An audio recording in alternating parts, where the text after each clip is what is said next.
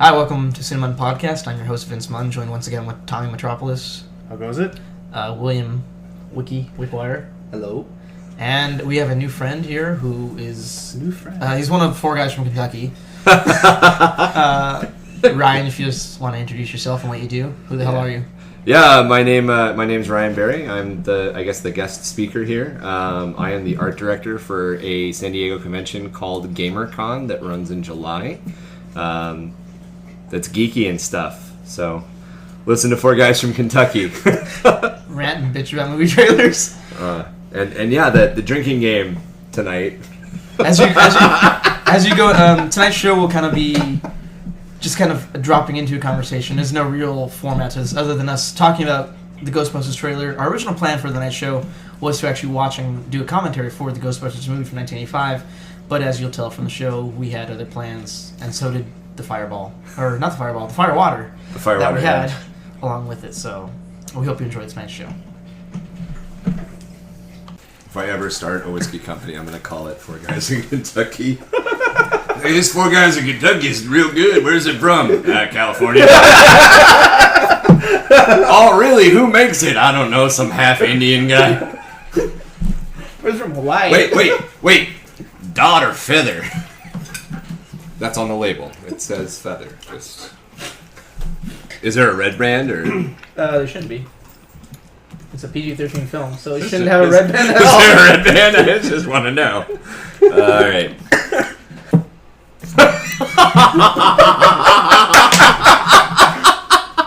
That's Ghostbusters? Yeah, the international trailer, not the regular one that we watched. Okay.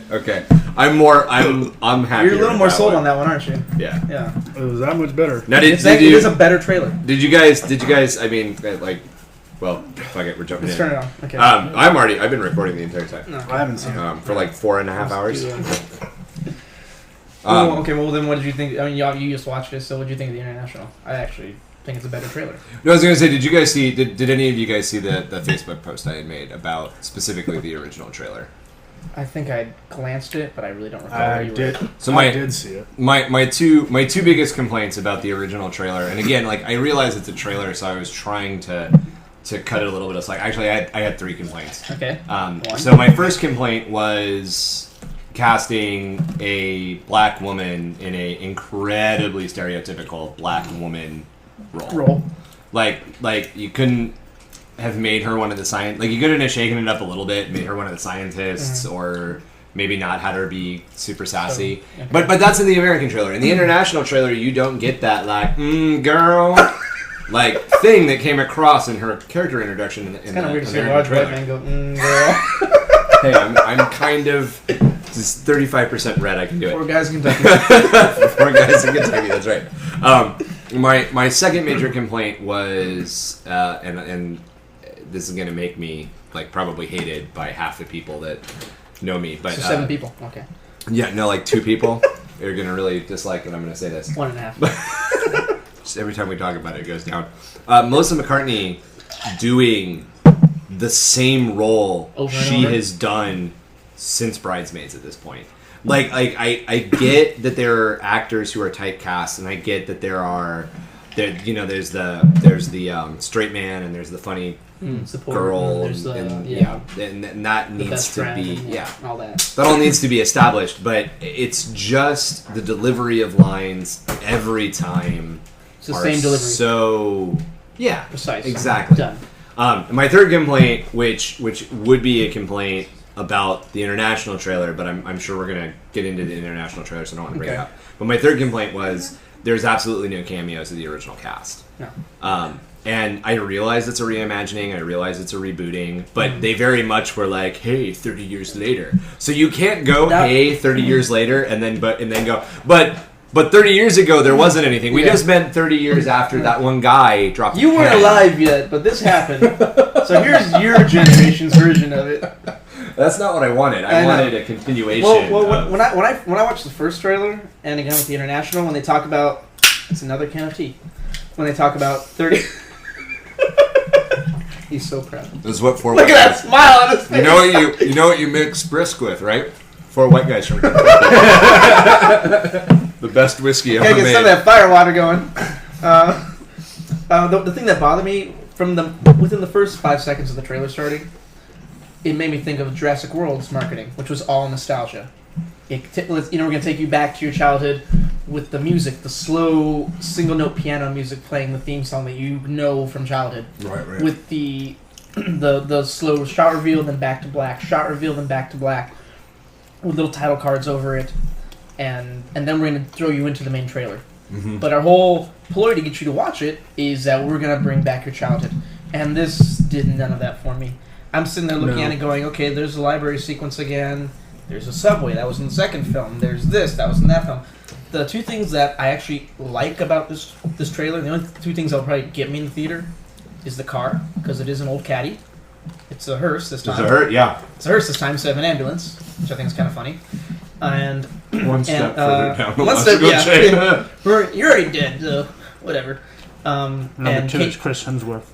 That's for you. No, that's for Is Kate McKinnon, who kind of comes off as their kind of Egon brain, because Egon kind of built the containment unit in the original films, and so you have Kate McKinnon kind of building the proton packs and trapping devices for this one. She's the only thing that I've actually enjoyed, and you've only maybe heard one line out of her in both trailers.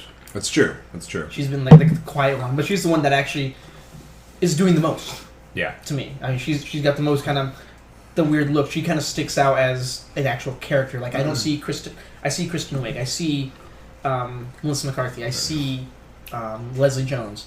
I don't see Kate McKinnon. I see a character, and that's the only thing that makes me like. You said she really doesn't talk that much. She doesn't or talk you don't really reveal. What about the international trailer? Same thing. She maybe has like the same line. I'm kind of suspecting. What if they hint her as the Egon? Like he couldn't really talk like a.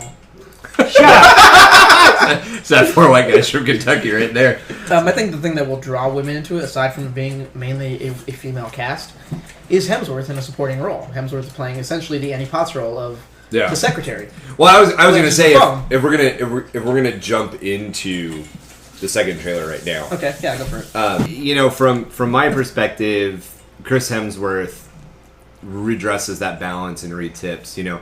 Okay, they obviously are still going with the like tried and true, format. You motherfuckers need Jesus. Cover your ears, baby. Black woman, but at least they're throwing the secretary role completely out the window. Mm-hmm. Actually, it wasn't until he came up on the screen the second time that I'm like, oh shit, that's Chris Hemsworth. Yeah. Did he cut his hair? Where's the cape? Where's the hammer? Was that the Christian Bale diet? Yeah, he lost a lot of weight. Get you ready for The Machinist in 21 days or less. So that was funny. I also liked that Slimer was in it, so you get kind of that little cameo. After rewatching the original film, one thing I think this film's going to do opposite is you're going to see the majority of the ghost encounters, and you're going to see all the ghosts and what they do before they get captured or whatnot, or they slime the girls or whatnot. You're watching the original film. You didn't get that. You got a montage of them running down the street or coming out of somewhere with the trap smoking, the car running around the streets, and like that tells you they're busy, they're catching shit without ever showing it. Mm-hmm. And that to me was much more telling than actually showing. It added more to the suspense too. You don't just your phrase is putting all your cards out on the table. And my thing is the trailer. You got all the ghosts. There is no wow factor anymore for me. The only wow factor that is left is their main villain, which even Toy Fair kind of supposedly ruined. And I'm wondering. So the first trailer, the international kind of goes back and changes the paradigm on this, which I'm very hopeful about. But in the original trailer, the U.S. trailer that I saw, I don't know, a week ago. Yeah. The last ghost that they show is the really tall stilt walker with the very traditional like 1920s circus pants, coattails, and and I'm like, oh crap, they just showed the main ghost. Yeah. Like there's the main villain right there, because obviously they're gonna go Stay Puft Marshmallow Man, or they're gonna do something tall, because that's what they do in Ghostbusters movies. However, watching the international trailer, I'm now wondering, okay, is the protagonist of the film going to be corporeal? Is the protagonist of the film going to be alive still? Are we not worrying about, the ghosts are just doing their thing? Yeah. They're like, I'm here and I'm here. Yeah. Well, I'm not finishing that the sentence. other thing in the trailer too, they mentioned this. There's one part, I think it was McCartney's character was saying, it's like someone's building a device to amplify, this activity or that, these ghosts and drawing them out. Yeah. I was kind of like, wasn't with the whole penthouse in the first movie, that was what it was. Well, yeah, the whole building was that by itself without. Well, on doing anything. the subway in the second one. Yeah. With Vigo. Vigo. He's Vigo. But you're like the buzzing of flies to him. The other thing too is the trailer. What I didn't really appreciate about the trailer is that they seem to rely solely on their ghosts. The characters seem to. You've already pointed out stereotypical, but they seem bland. Like when I watched the first trailer, I really did not get a laugh out of it. No, I didn't. I maybe got one. Because here's my thing is that everybody knows Ghostbusters being in its original release, how dated the jokes are and all the things like that. So when I saw the trailer, you see all the ghosts all flashy and everything like that. Then you see the characters kind of do some dated references, and that's the part to me I was like, you're trying to make it a hip new Ghostbusters crew, but you have dated jokes with characters that just can't. I didn't feel the delivery. No. That was the thing, and I'm kind of like, what they're relying on, to me, is showing off their ghosts, which apparently they've showed off a lot in the trailer. I'm sure with any marketing, they're still holding some back, and obviously being as this is a collaboration of people who've already worked together several times with Paul Feig, Kristen Wiig, Melissa McCarthy. They've all worked together several times now. Yeah. They know how to work. And they know how to get a good performance from each other, not only as a director, but from the actors and vice versa, getting good direction from your director, and them pulling the best out of you as well. So, that's not what I'm worried about. The thing that worries me is that you saw none of that in this trailer. I didn't see any real chemistry. I know these people have chemistry, too. No. Because they've worked together. Well, so the international trailer, it's interesting, because there's this, I don't know how predominant it is, but there's a relatively predominant sort of geek internet theory on trailers that American trailers have a tendency to very much pander to the audience. Okay. And the internationals don't. And the example that was given at one point was, I can't remember the trailer breakdown, but it was a couple of different trailers, and one of them was super obvious. I mean, it was Pride and Prejudice and Zombies was the one that I saw the predominant breakdown with, but I've seen one with Resurgence and at least two of the other movies that are coming out as well that kind of follow the same breakdown. But essentially, like, the English trailer, the international trailer for Pride and Prejudice and Zombies is very much like, no, this is silly. Like, this is Pride and Prejudice. We're throwing zombies in. Everybody have a laugh. Right. Yeah. But the American focus trailer was like, dun dun, black screen. For a zombie, and you're like, holy shit, like, seriously? Yeah. Like, you're just gonna slap us with zombies right after? This is obviously a comedic film. Right. You're gonna make it... It's gonna be tongue-in-cheek, it's gonna be self-referential, yeah. And just come out and say that. And I kind of got the same impression... Yeah. just go with us on this trip. You might be wondering why the Xavier School for Gifted Children is so empty. Almost as if the executive producer decided to stop it. Yeah. But anyway, it just one of those, that sort of thing where, like, the U.S. trailer release for Ghostbusters, which I watched on Monday or Tuesday, very much came across as like edgy, dark Game of Thrones with ghosts. And the second one, the international trailer, came out like, hey, we're remaking Ghostbusters. We're gonna have fun with it. Yeah. You know, and unfortunately, like, I see what you guys are identifying in that there isn't a whole heck of a lot of, like, character development or character growth. I mean, I'm not really expecting it. It is a first trailer. Right. This is a summer movie. We still have a few months. We're probably going to get at least 2 more trailers out of the studio before the film even drops. Even in the first trailer, the pace changes from a whole seriousness, and then it just drops immediately once they introduce the characters, the ghosts, the whole library scene. It drops when they introduce McCarthy, because McCarthy comes out with her classic. Like you were saying with the intro, how it's like 30 years ago, it goes to black, and it's like got this song playing slow. Got the intro it's like, oh yes, we're so excited, but you don't want. To me, it's like the way trailers are done. You don't want to see that much. Yeah. So it's you build up suspense. This is the whole reason of the trailer. You're marketing the idea that people are going to be intrigued by what we've got to offer. Now, if we say we got everything we got to offer, let's put it all in the trailer. Yeah. Well, the hard thing though with a movie like this and like RoboCop and like anything that's being a remake or reboot, you've already seen the material. You already know the general overview, the umbrella idea of it. That's going to happen. You already have a base idea and a base mindset for what to expect and what you expect from it. What would really trip me out in the Ghostbusters remake, now if they're killing each other with the proton packs, and I'll watch which I think would be hilarious. Don't cross the streams. And they do cross the streams and they actually die. No, just like the entire movie just it's time warps to the original film. It literally stopped. Like and there's no credits. There's nothing. They're like, oh yeah, that warning about not crossing the streams, or you avoid reality. That happened. So are they holding the proton packs like this? And I don't know. There's black screen for like 25 seconds, and then this green swirl opens up in the middle, and Rick and Morty pop out.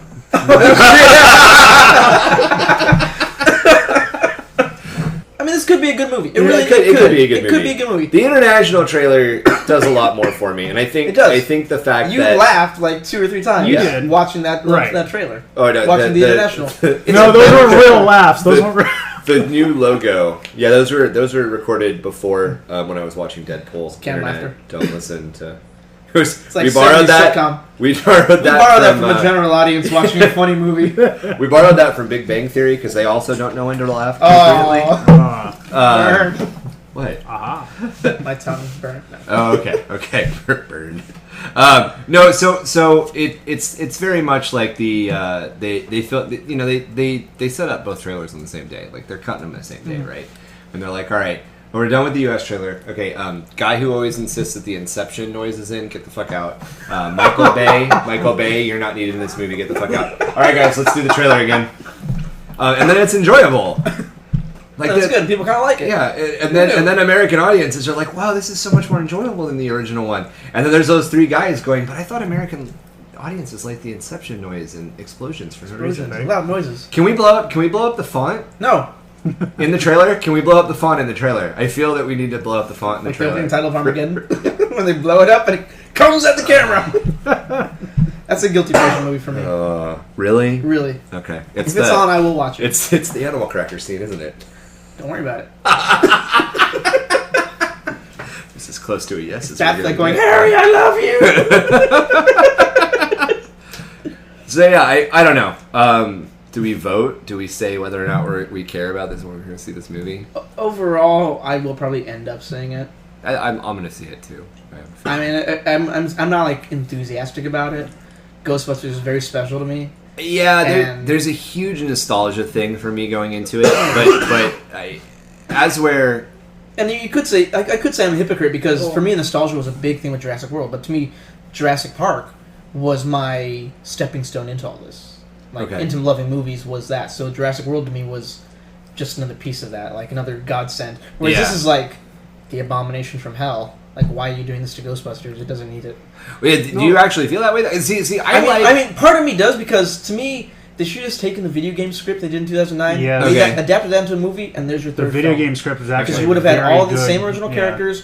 You could have ended their arcs. You could have passed it on to new generation, and you could have intermingled it, men and women. Make it a co-ed team. Yeah. Well, instead of the original team was just guys, we're gonna do all just girls. Yeah, because that's college. The switch a lot. Everyone's there. Yeah. And even it's the college. name, it's a college party. The name Ghostbusters, the nostalgia with that. It's like with the trailer. I'm still what confuses me about the trailers. Who are you advertising for? You're using the name Ghostbusters to advertise to your older audience, but you're using kind of like a new cast, everything new to kind of advertise to a younger audience. And then the problem is who you're selling to. The film is still titled Ghostbusters. Yeah, I know. The premise of it is still Ghostbusters. Yeah, they're still busting. No, the ideals are still, but that's what I mean. It just, to me, when I watch the trailer, it confuses me. Wow. What? Now again, it's a trailer. It might not like I said, first it looks scene. like In that first scene, somebody gets busted all over. Wow, face, neck, and chest, huh? I don't know. It's New York, so it's just one of those things. Maybe busting on a ghost is when you pull up and stick the gun out sideways. Well, proton pack, bitch. The only thing that could really shock me, I think would actually be kind of fun and really ballsy for a studio and for a writer to do, is if you play the whole movie the way it's being presented. A whole new generation of teams, all women this time, modern set, and then you take the original premise that Dan Aykroyd and John Belushi had, and you bring that in. And the original premise of it was, these are like firemen. They're in every neighborhood. So the original idea was like they were interdimensional. There are teams all over in different time periods and different. No, it could be a dimensions team in a different dimension. doing it. And yeah, and like that'd be let's say interesting. we end the movie where like we were joking about the Rick and Morty thing where a green spiral opens up and Rick and Morty pop through, but instead of that you have like a whole other team from a whole other world jump in. Right. That'd be interesting. And you end the movie that way. Then you've made an interesting film. They've taken Ghostbusters and elevated it. Yeah. Well, see, maybe that's a pipe dream. Maybe or some moonshine. I'm not sure which. Moonshine. Have we done 4 guys from Kentucky? 4 guys from Kentucky. So one of the things that I find interesting, and maybe this is just the writer's perspective coming out, is one of the thing. What's that? It's a white guy. It's a white guy thing. It's all that white guilt. We have to have this movie. White guilt. We have to have this movie. There's Birth of a Nation. there's like 500 unlikes. Who's this Ryan Berry guy? Fuck him. White guilt is the only reason we're getting this movie. Anyway, so one of the things that you're challenged to do kind of constantly in screenwriting and in writing in general is to take a character paradigm and shift it drastically.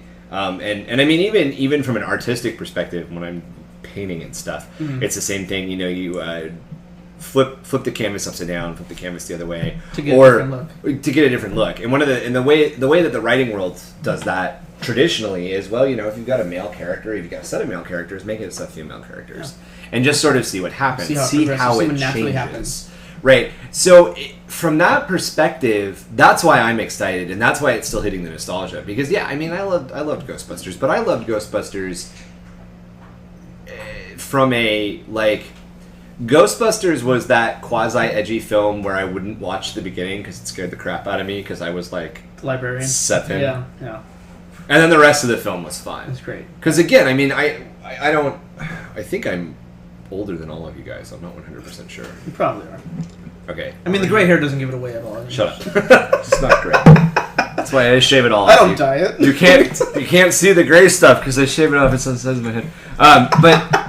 I mean, I couldn't have been. When did the film come out? 1985. 85. I was 3 when the film came out. Okay. I was like -2. Yeah, I was like -6 months. Jesus, you young motherfuckers. Shut up! You white motherfucker. Four white guys. Wait, no, he's the white motherfucker. Four white guys from Kentucky. Anyway, so yeah, it was this film that had a very prominent place in my early childhood. And the second film as well, but more of a I don't know. The second film to me is almost a straight up comedy. Yeah. There was no attempt. It was no attempt to be edgy or scary or kind of any type of suspense. No. It was a straight up funny film. Yeah, it's a good film. I mean, I like both of them. Yeah, I enjoy both of them. Would I say that they need to win an Academy Award? No. I think they did. Did they? I think the original film was at least nominated for a couple awards for its effects. Yeah, that wouldn't surprise me. Yeah. Anyway, the point being that the nostalgia is still hitting me because it's something that I identify as a super young kid. So I want to see like, okay, well, how are they going to appeal to the adult me? Yeah. How is that going to matter?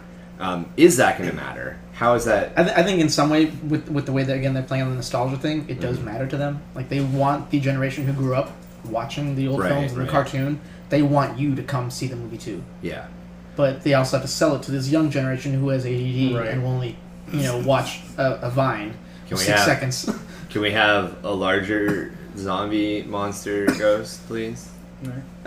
Hey, at least they didn't make them zombies. At least it wasn't like, hey guys, we're going to take one of the most iconic books, short stories written in the 1960s, about a doctor researching a virus that created a bunch of intelligent vampires, right? Then we're going to cast Will Smith, and we're going to make them so indistinguishable from zombies that everybody who doesn't know that there is a book is going to go, oh, hey guys, it's in a zombie movie, I Am Legend.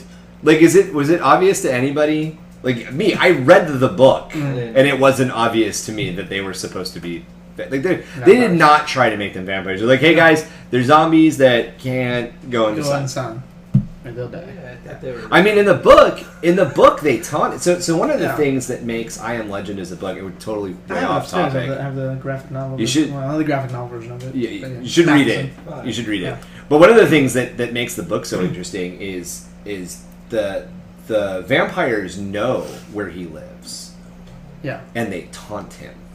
They sit outside. So at night, they sit outside and they call his name. They screw with him through the entire book. Yeah. But see, that's a much different movie. That's a movie on that they don't make that anymore. Nope. Like even The Forest or The Witch or whatever the Warriors. Warriors. Some bottles on my fingers right now. But they don't really do that anymore because even in what would be potentially considered more traditional horror films that are released now, there is no Hitchcockian element to it. Well, James Wan is kind of doing that a little bit at least with the first Conjuring film. He's very much the first Conjuring film was very much about atmosphere and mood and music.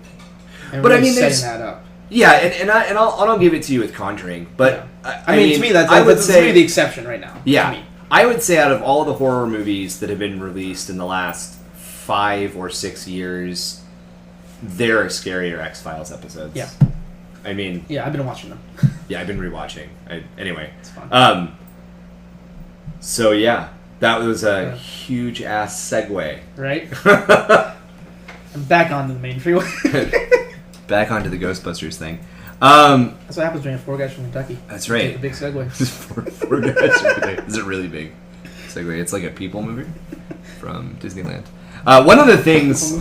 So talking about trailers and the way that trailers are done, and this has been a pretty big week for trailers coming into. It's really funny. It's March Madness, guys. It's time for all the trailers. Kind of seems to be the way it goes. It's going, yeah. Yeah, and every year all the good trailers start to pop out. But it's very interesting to me that even though Abrams proved with The Force Awakens that you can release a trailer which has little to no information and just spawns the internet to come up with all of these fan theories. Yeah. And then just drop like a teaser here, a teaser there. Just kick one out the door. You know, do like a little tiny TV spot, none of which are answering questions at all. To the point where like 3 days before, or like 30 minutes before, we're all in line going, hey, I wonder if Darth Vader's still alive, guys. Right? And then you go in and see the movie and you're like, oh, I was wrong. I was so wrong. That's not what I thought at all. What if it sucks? What if it sucks? What if it sucks, guys? What if it Thank sucks, you, fanboys. guys? Yeah, right? What if it sucks? But he proved it, and he proved it recently enough that the trailers that are coming out now really should be able, I mean, to be a lot less like you guys identified it with all the ghosts. Like they're just showing too much crap. Yeah. They're showing way too much crap. Yeah. I was watching this, what was it? They got it on YouTube, like the 10 worst movie trailers, because it shows the whole... How many Michael Bay movies? It shows the whole... I know, right? It shows the whole premise of the movie, and it shows like the ending, all in the trailer. Was Amazing Spider-Man 2 on there? Oh, good. I don't have to watch that one now. No, Thanks. Right? I think the fear is because of what happened to Disney and John Carter. Because if you ever watched John Carter, it was an amazing film. It was John Carter was wonderful film. It was just poorly marketed. I liked it. And then if you watch the trailers for John Carter, it doesn't like you don't know what the hell's going on. They don't really give you anything. Yeah. Talking about movies that I would like to see more from the universe of John Carter was a fantastic film. Wonderful film. John Cena. Really? No, it's really interesting because speaking of Johns and trailers, we haven't seen a new John Wick trailer, but we have seen all of the footage of Keanu Reeves doing pre-production training. Yeah, which is just amazing. Like right now, I'll tell you from a little bit of tactical experience, I'm like, I want to see this movie's fucking spot on, just like the first one. I haven't seen the first one. I need to watch that. Yeah, the first one he did really good. First one is an amazing film. He's trying to get out of that. He's the one. It's really funny. I mean, Keanu Reeves is an actor that I've honestly always enjoyed, and he definitely got into. He really got pigeonholed. Like what you said, he got very pigeonholed from The Matrix. Yeah. I remember one of the jokes that I told during the trailer of Constantine in the theater. You know, it's a completely silent theater, right? And we have just seen the trailer for Constantine. And in that perfect silent moment, I'm just a complete jackass. And they go, I know Catholicism. And like half the theater starts laughing. Because it had just come at the tail end or right in between the Matrix movies. But I mean, I've always liked him. And I get that a lot of people see Bill and Ted. A lot of people see Point Break. Thank you. And that's how they quantify Keanu Reeves as an actor and as a personality. And then they kind of go on to say, well, I don't like Keanu Reeves because he always kind of plays this dumb character. And I've never really seen that. I've never really agreed with that. I think I've seen Keanu Reeves go through a wide range of roles. Like Bill and Ted? But I was going to say, most people come back to like,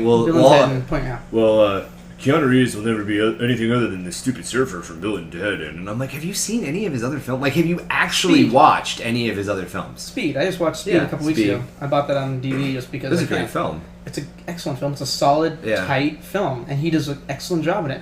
He keeps you interested. He does a great job in The Matrix as well. Although The Matrix brings The first Matrix. Yeah, the first Matrix. Well, there aren't any other Matrix movies. I refuse. Not even the Animatrix? No. Thank you. Hey, guys. I have an idea. Let's do a bunch of animes based on The Matrix. That's a great idea. What should we call it? Animatrix? Animatrix. Anyway. One guy, white guy in marketing, with his Japanese friend on the phone yelling at him, No! You do wrong! Wow, that was horrible. I can get away with it because I'm not white. That's right. Tommy. Tommy, you can't tell that joke. That's the implication there. So. No, I have the bicycle. Oh, wow. We just lost. But it's okay. It's okay. In the post-Trump world, we just gained 5,000. So the other amusing meme that has come out in the last couple of weeks here has been, Fury Road didn't win an Oscar. Didn't win the Oscar, which we all knew wasn't going to happen. That wasn't going to happen. The Academy was like, oh crap, they won 19 people. I guess we have to put them in now. But anyway, somebody said, don't worry, if Trump wins presidency, you can just apply for Best Documentary next year. And I'm like, that's harsh, but true, I guess. Well, rights in Star Wars should have been nominated Best Picture. Right. I don't think Star Wars would be up. I honestly don't. I don't. As much as I liked The Force Awakens, and I really liked The Force Awakens, and I really think that it deserves all the money it made and all the accolades it's get. I cannot honestly say from an artistic perspective or a screenwriting perspective or anything from a storytelling perspective really, that I think it is a movie of high enough caliber to be nominated for Best Picture. No. It did exactly what it needed to do. It did exactly what it needed to do in a perfect way, and I am hoping to God that they go off the rails, get off the fucking reservation, and take the story somewhere new. If we just get a rehash of Empire, I'm gonna be angry. Yeah. I'm gonna be really angry. Well, that's nice. I mean, you have a director in there like Rian Johnson who did something fairly familiar yet completely different with Looper. Yeah, that's true. Which you have him that's now. A fantastic helming film. is an excellent film. It's probably one of the few times I like Bruce Willis in a movie. Really? Yeah. Your favorite Christmas movie isn't Die Hard? No, my favorite Christmas movie is Mixed Nuts. I'm sorry. The only correct answer to what's your favorite Christmas movie is Die Hard. It's Steve Martin. Or The Muppet Christmas Carol. Oh. Because it was a lovely goodbye letter to Jim Henson. So. Okay. Fair enough. Sorry, what were you gonna say, Tommy? I don't know.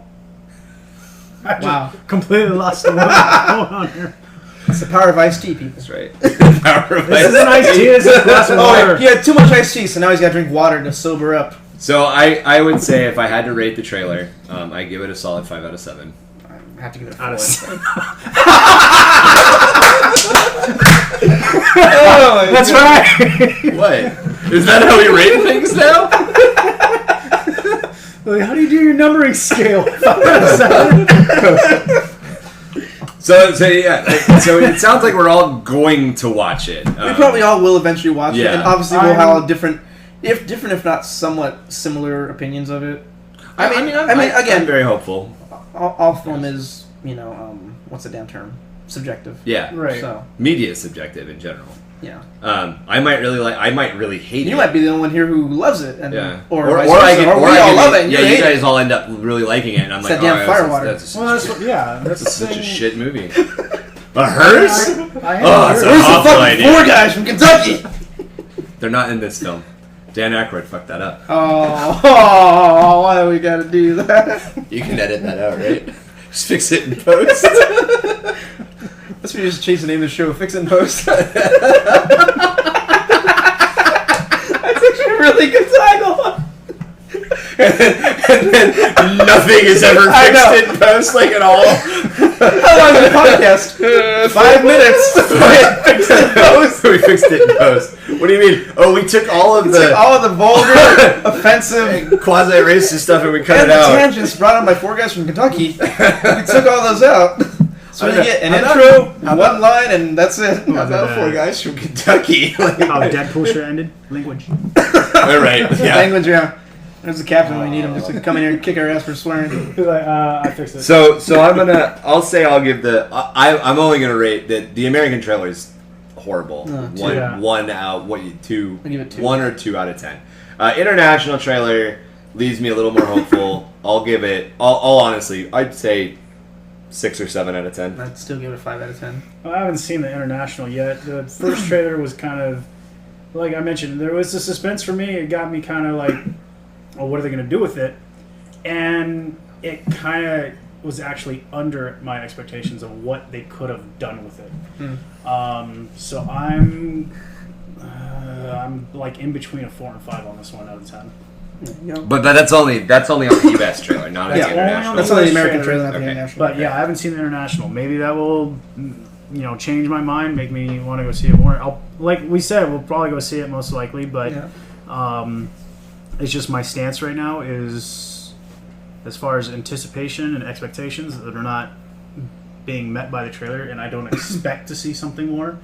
But if the movie proves me wrong, then that's a reason to go see it. Ching Ping? I mean, Will? Damn, Diener. Wow. Whoa. Drink your firewater. Hey, we're trying to stick with the 4 guys from Kentucky. I'm sorry. No, we're not. I'm sorry. I'm sorry, everybody. That was William and. With the whitest fucking name here, William Wickwire. That does not sound like a white guy, right? It's okay. Also, like Wonder Woman. I don't know. Wonder Woman. Or, You do. You have that W. You got. You should get that tattoo. You've got Fuck that. yes. You've What's got his that. This was fucking Wonder Woman bullshit. You do know. You do know. Like this means that you're a Marvel superhero at some point. You have the double literature. double. You are a Marvel or DC character. We just have to figure out who. probably like Alpha Flight. You're from Canada, eh? You yoga hoser. might as well make me Captain Jack. Union Jack or Yeah, Captain Union Jack. Yeah. Jack? It's English. That's Canada, right? English Canada. This is why other countries. It's not hate French. This is why other countries hate us. This is why there are international trailers. Probably a 5 out of 5. I'll most likely see it. 5 out of 5. Shit. No. He loves it straight up. He sold $10 money. 5 out of 10. My bad. Solid 5 out of 7. 5 out of 7. How do you count? Oh. Yeah, you gotta rate it. Well, you gotta rate it. I mean, I said 5 out of 10. you said 5 out of 10. I did say 5 out of 10. Okay, 5 out of 10. All right, so yeah. Ryan's the only one that really likes it. Yeah. I said 6 or 7. I said 6 or 7. And that's only That's the more. You still international. have the highest rating out of If you the were- 4 of us. So. That's true. But if you were to average my feels on the US trailer and the international trailer, It's I very really gave it like a 4. broad. Yeah. It's like a 4 out of Big, 10. broad area, yeah. I mean, like the other thing too, as we talk about trailers, and then I know you've kind of broken down a couple of them here and there, but like even when I think about trailers, anticipation, look at Batman vs Superman. The second trailer for it, the look on Clark Kent's face when Batman stopped his punch, that tells you need to see it. That tells you that it's gonna be, worthwhile. I'm the outsider at this table. You probably are the outsider at this table. With that I am so. I am sold. Hook, line, and sinker. I just don't care. No, I really not I that. don't. But I'm just saying, I don't care. It throws in that like. I'm sorry. Where is this gonna go? Actually, my thing with Ghostbusters, the trailer is like, I know where it's going. We all know where it's going. Ghostbusters, we know where it's going. But it's a reboot, though. But my thing is, we all know where it's going. No. But what's the thing that's going to catch us off guard? I watch the trailer and I don't know what's going to catch me off guard with the movie. That's kind of the part that bothers me. I'll tell you right here. There are two things that have me slightly interested about Batman versus Superman. Before I get into why I really don't care about the film at all. Okay. But the two things that have me slightly interested are Wonder Woman showing up in, was it the third trailer? Second trailer. And then I'm not sure if this is in the Suicide Squad trailer or if it's in the Batman versus Superman trailer. And I am very interested in seeing Suicide Squad. Suicide Squad at this point is my most anticipated movie. Wow. Downplaying Warcraft. Really want to see it. I don't want to talk about World of Waste My Money Craft. Other than to say, about 8 years ago, I stopped to play World of Facebook Craft, which seems to waste more of my time. But it's okay. Only 8 years? I'm a level 33 human named Ryan on World of Facebook Craft. Not Bullrock. My name's Bullrock. I'm remaking my Facebook page now.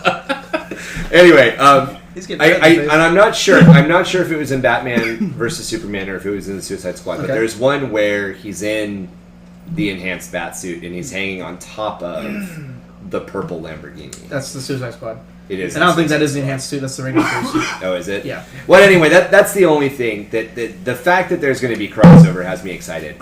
Now, to get into the reason why you're not. I have no cares for this film. First off, other than Gone Girl, I have not seen, and I did not see Argo, which is apparently where I'm missing. But I'm not super sold on Affleck because of some of the movies that he has been in historically. Oh, yeah. The second part of it is I really, and we talked about this before the podcast, I really have a hard time with the pretty standard invincible, no consequences superhero model. And the pinnacle of that is Superman. Yeah. Superman has had absolutely no weakness until somebody got mad, and then they introduced the MacGuffin of kryptonite. And he can't die. I mean, it's just Batman versus Ryan. How do you feel about Batman versus Superman? I feel I'm not going to pay $8 or $15 to watch Batman struggle to win for 2.5 hours for Superman to be like, told you, bitch. And I don't need to go watch that film if that's what it's going to be about. Now, with the introduction of Wonder Woman and the introduction of Suicide Squad and this potential larger story, maybe there's something there, and maybe that's going to change. That and of course, since the internet loves its crossovers and can never keep its universes straight, Batman is apparently one of the only people who can lift Mjolnir.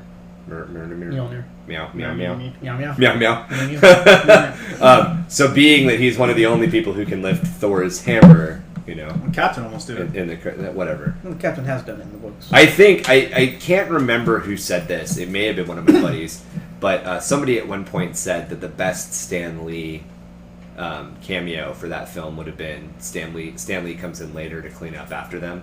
And the hammer's in his way on the table. So he picks up the hammer and puts the table and then puts it back down. And I'm like, that would have been really funny. They're going to listen to this and steal that from me now. So.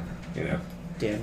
Okay, if you're listening and you're going to be stealing ideas, there's another idea going around the internet right now where there is where Deadpool where Deadpool World of Warcraft where Deadpool makes an appearance in an Avengers film and he's only in it long enough to microwave a chimichanga and then he jumps out the window and all you hear is splat and then he goes, "Damn it, Parker."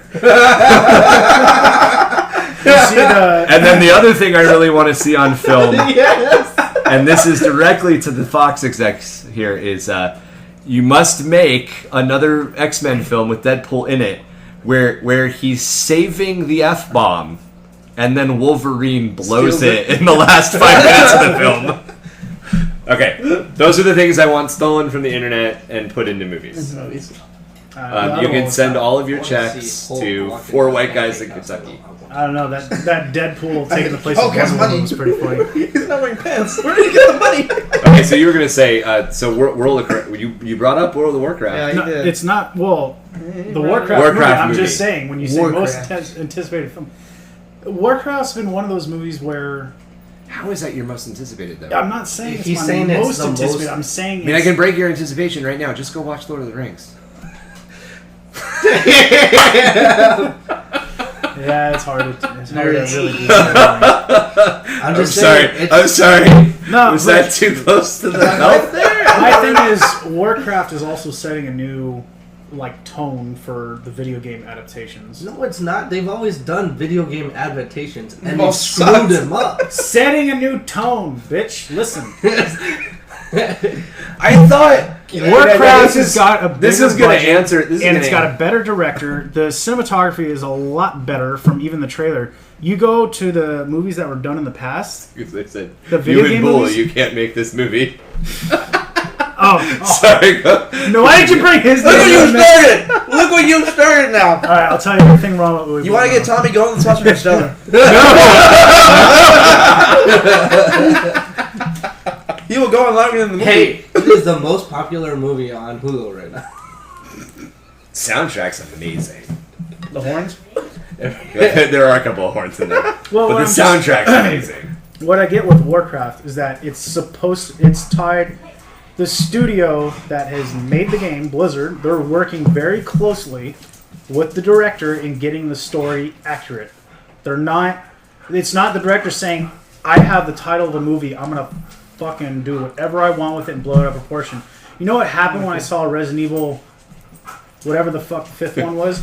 There's zombies with guns and shit. I'm like, what the hell did they do? Seriously. I'm just saying that. Look what you started. But Blizzard, I didn't even say Thomas Anderson, okay? Warcraft, gotta say you eat bullets. I said you would is a bullets. double-edged sword because if it doesn't do well, no video game's gonna get picked up. Well, no, if it doesn't do well, no video game studio is going to push Well, the the movie. one that I mean, I interested would- in- Especially with Blizzard working so closely with it, you know. The problem... And you know, the problem Warcraft. you do that. Oh, the Warcraft fans are so hardcore about their shit too. Well, I do have to say, I mean, Well, I watched... most people that play the video games, most gamers, they'll say the story and it's the same thing as saying, yeah, read the book. The book is better. Play the game. The game is the story. When you watch the movie, you're like, that's not the story. You have to divorce your experience from any relatable experience. You can't say, well, I really want to go watch... Okay. The Lord... I'm having a hard time here. I'll give you an example. Harry Potter book. Yeah. Who's the main character in the movies? Harry Potter. Resident Evil. Who's the main character in the Resident Evil games? Not in the fucking movie. No, they're not. It's the residents that are evil.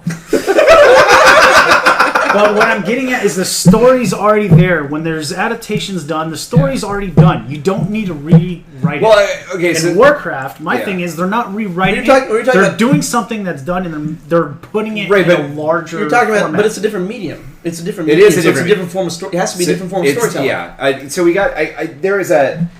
There's a whole list of people that exist when an IP is taken from book format into movie format, whose job it is to make sure that some sort of traditional homage is being played to the original material while still taking it into a different direction and then making sure that pacing is kept. They didn't do that for Aragon.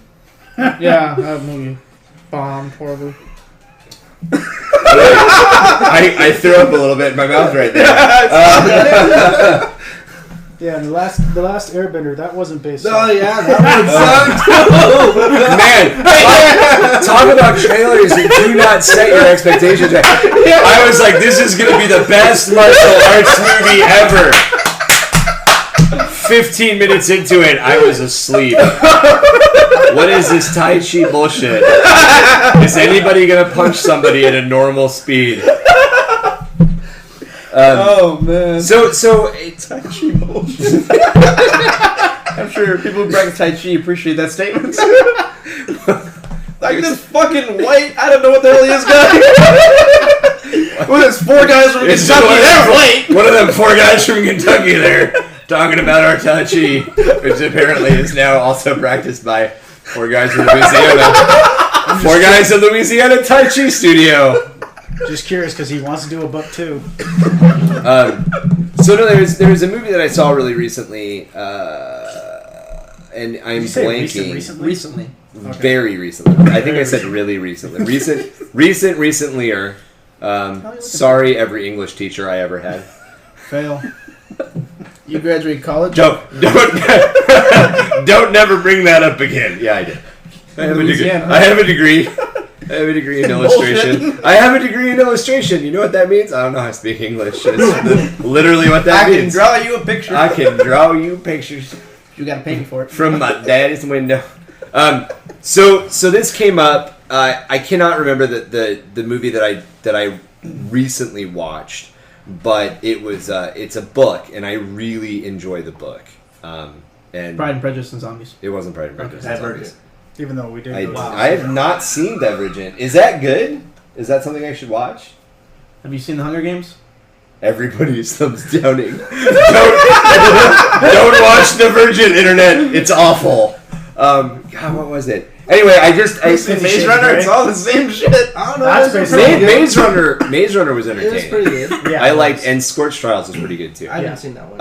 I got Divergent was interesting for like a teen pop movie. So anyway, the film that I'm going to bring up to illustrate the point is World War Z. And I read both World War Z and I watched the film World War Z. And what a lot of people who did not like the movie World War Z brought up was, well, the book World War Z is a chronicle of stories, and the movie is not. Is one storyline. Is one storyline. And they're like, that's awful, and it doesn't stick to the original, and the author didn't like it, and this, that, and the other thing. And I'm like, I can understand that, and I can appreciate all that stuff, but you're trying to make a movie. You can't have a book that chronicles a huge amount of time and a lot of experiences. Oh, well, then you should just make it an HBO show, or you should just make it a movie or whatever, or a television show or whatever. And I'm like, yeah, but then I stop caring. Like I get to a point where I just don't care anymore. Yeah. I kind of got to that point with Game of Thrones a little bit. I don't want to talk about Game of Thrones. All right. Because I want Look how somebody. I want somebody, and I'm not going to name names, to finish writing the fucking book series before he finishes writing the fucking HBO series. I was about as far from him as I am from you at Comic-Con one year. Did you tell him Ryan is so vehemently disgusted we literally were with your bullshit? We didn't get that close in conversation. Okay. We were standing right next to him at the Weta booth. His badge was turned around. Yeah, he was at the Weta booth. I just randomly, I was browsing through art. Tangent.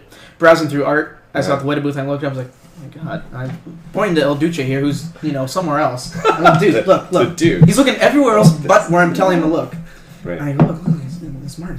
The guy came through. The guy fucking lived.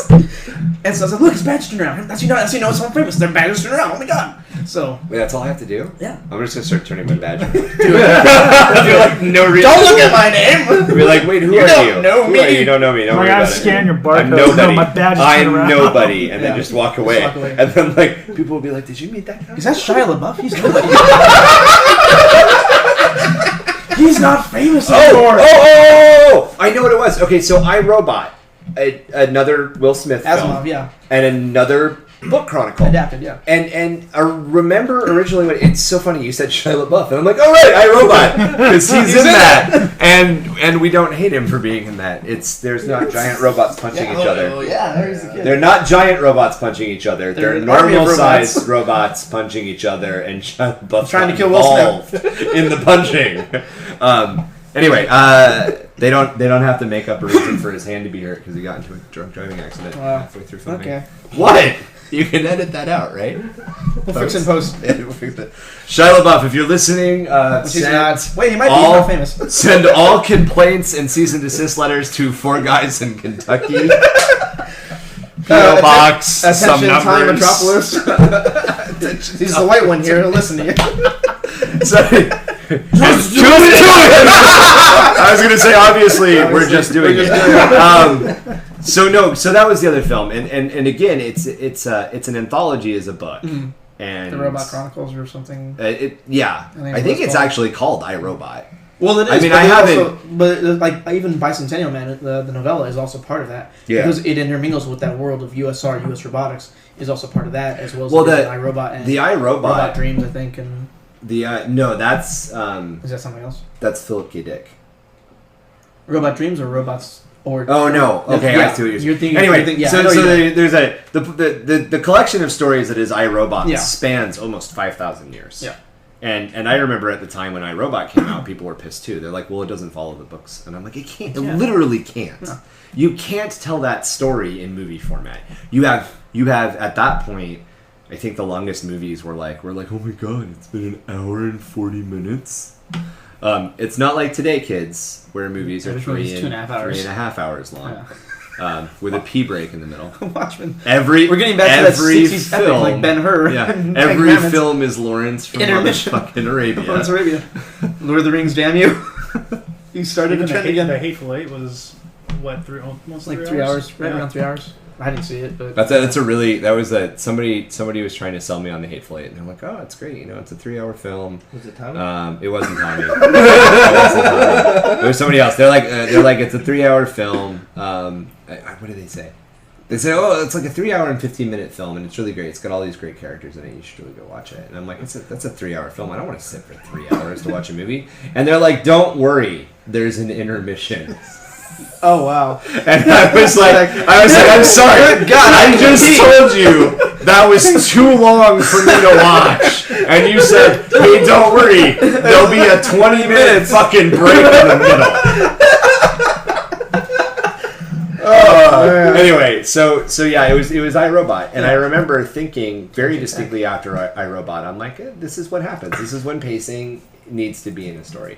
Yeah. Like, you're telling a portion of what that story could be and a portion of how that story could evolve. And yeah, sure, if you want to continue, even with DayZ, if you want to continue, just make a couple more films. That's how you pay homage to that idea.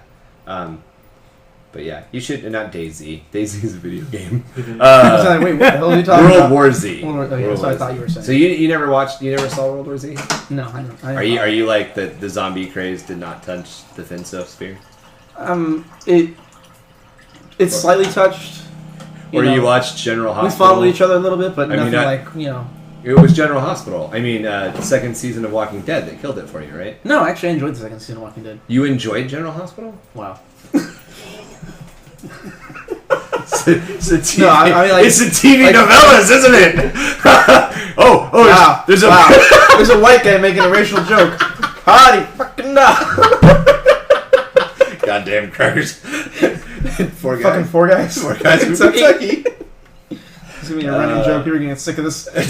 We're gonna make it a drinking game. Every time someone says 4 guys from Kentucky, you gotta do a shot. Of what? 4 guys from Kentucky? You can go right now. www. Wait, let me register that first. Buy that name. Buy that name. All right, so I mean, for me, it was like Dawn of the Dead, the Zack Snyder remake of Dawn of the Dead. I enjoyed. Goddamn. Walking Dead obviously was a part of it. First season was pretty good. The first half of the second season was pretty good, but it got a little. Yeah, it does slow down to almost crawl at parts. But for overall as a show, though, I enjoy it and it's kept my interest. Yeah, for the time being. But for me, like zombie movies were never a big thing. I've watched some of the old Romero films, even some of the newer ones like Land of the Dead. I've seen. Right. And it's like and obviously, if you're paying attention, it's just social commentary. Oh yeah, well, zombies are a always been catalyst social for commentary. telling a different story. So, Yeah. I mean, anything can be that way. You Um, can do that with anything. But yeah, I mean, but World War Z for me was like, it just didn't. To me, from again going back to the main topic of this was trailers. The trailer didn't sell me. Like I didn't feel the peril. I didn't feel the interest. Like I'm seeing zombies crawl on top of each other to get over a wall. Shut up. And I was like, really? And I was like, maybe I'll see it on Netflix. I still browse past it. And like, I don't care.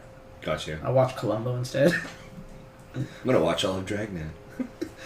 Hey, I like Dragnet. Dragnet's good. That's why I brought it up. Even though the Tom Hanks, Dan Aykroyd film is actually kind of fun. Really? Yeah, you never watched it? No, I've only seen the show. Yeah, he did a film because Aykroyd was such a fan of how he talked as Joe Friday and how he gets that kind of technical jargon out so fast and on point. Right.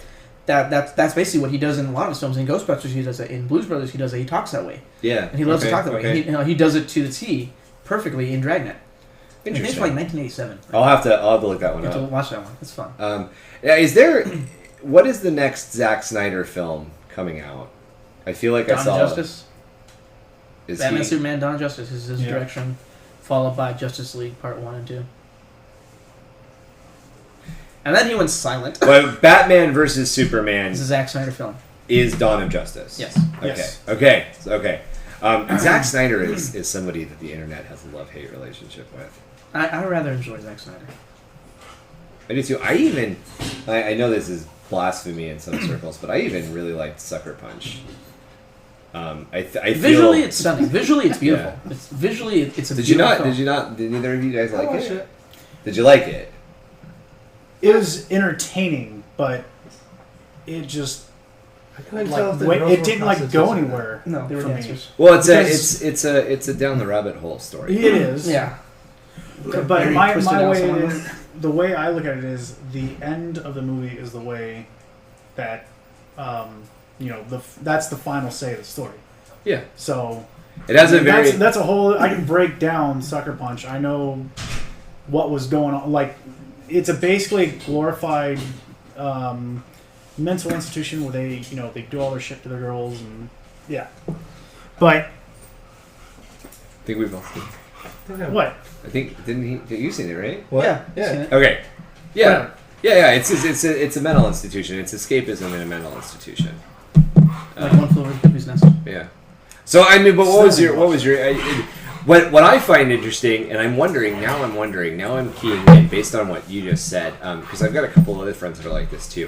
If a movie doesn't end satisfactorily, and by that I mean in a way that American audiences find satisfactorily, I know there's a couple of people I know that just they don't like the film. Like, and I'll tell you right now, Like The Wrestler? the end of The Wrestler. Mickey Rourke, the wrestler. Like Oh yeah. I love that movie. Yeah. I love the ending of it. I love the way it ended. Kind of ambiguous. And Yeah. I like when they do that. They just sort of. What the hell is that? I don't know. It must have been ongoing. It's still upstairs by Vince's room, right? Oh, that's where you guys locked Up in the werewolf. attic. No, Yeah. up in the attic. I was just in there the other day. I heard. How is that going to make it any better? That's where you locked the werewolf. No. I was up in the attic. Fly It was us way up through in the city and kill us in our sleep. Yeah, you know. So it's the ghost in the attic that murders people. Well, thank God for Ghostbusters. Right? That's right. Just call Melissa Which team? McCartney. She'll come out and tell a couple of bad jokes, and the ghost will be like, "Fuck it, I'm out." I quit. That's the new way they trap ghosts. And they go all Scooby Doo and they just turn into people. Take the mask off. Why isn't this mask coming off? It's actually my face. Get the scalpel. So anyway, Sucker Punch has a very non-American centric ending. Yeah. Mhm. The heroine, the hero of the story, is not on top at the end. No. Her actions may have led to a positive conclusion, But overall, no. but overall, she's Yeah. a little fucked, so to speak. I lobotomy you, you lobotomy me. Yeah. Well, It's like the end of Shutter Island. Wait, he's not a detective? Right? And there's like 6 people listening that are going to be like, "Oh shit, you just ruined Yeah, you Shutter just ruined Island for me." You son of a bitch! Tommy, your thoughts on Shutter Island? I know you have many. Shutter Island. The shark dies at the end, right? Wrong island. Being a shark man. Oh, that's Jaws. Shit. We'll save that one There's for a damn another werewolf. podcast because there's a lot of stuff you can take from. So we have to have a Shutter Island podcast. Shutter Island podcast. Oh, We're gonna talk about a movie that's 8 years old.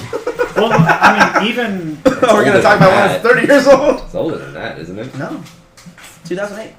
Really? yeah. 2006, 2008. That was 8 years ago? Yeah, Yeah. Yeah, Oh about my 8 years ago. God. I know, right? I wonder my What? left knee hurts Ruffalo every was- morning. Ruffalo wasn't Hulk yet? What the? Who knew? That's how we now quantify Yeah. time. Who is Hulk? Who was Hulk? Where are we in the Banner timeline? was still Hulk. Norton was about to be. Oh my god. I don't know. I did. Banna was still Hulk. Those were the Dark Ages. Damn it.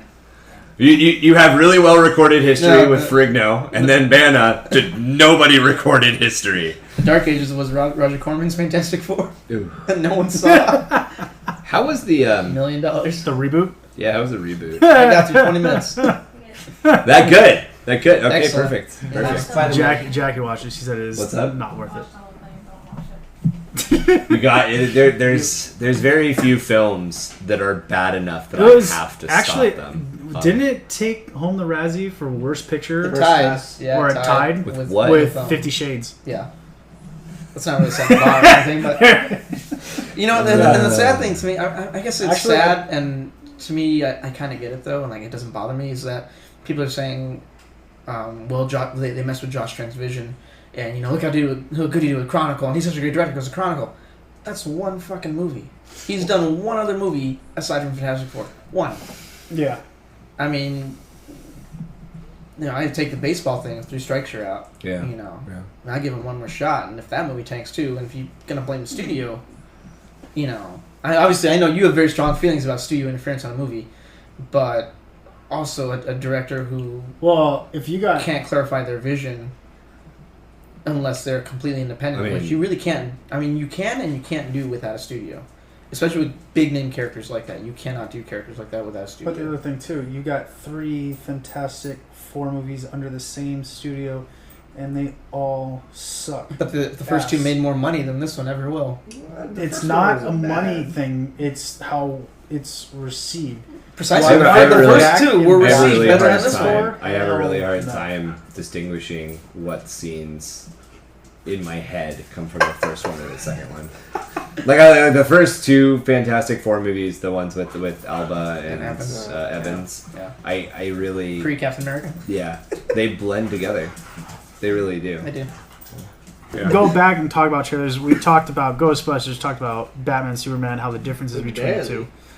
We hinted on those. We talked mostly about We Ghostbusters. hinted. We talkked for like went on a 5 couple minutes and then we tangents. talked for something else. We went on several tangents down several Right. dirt roads. But the other thing too, when we were talking, Found some moonshine that came back. That's right. Speaking of moonshine. Speaking of moonshine, Yeah, like we do have a little bit of moonshine here from 4 guys from Kentucky. that's right. Australia. Cheers, gentlemen.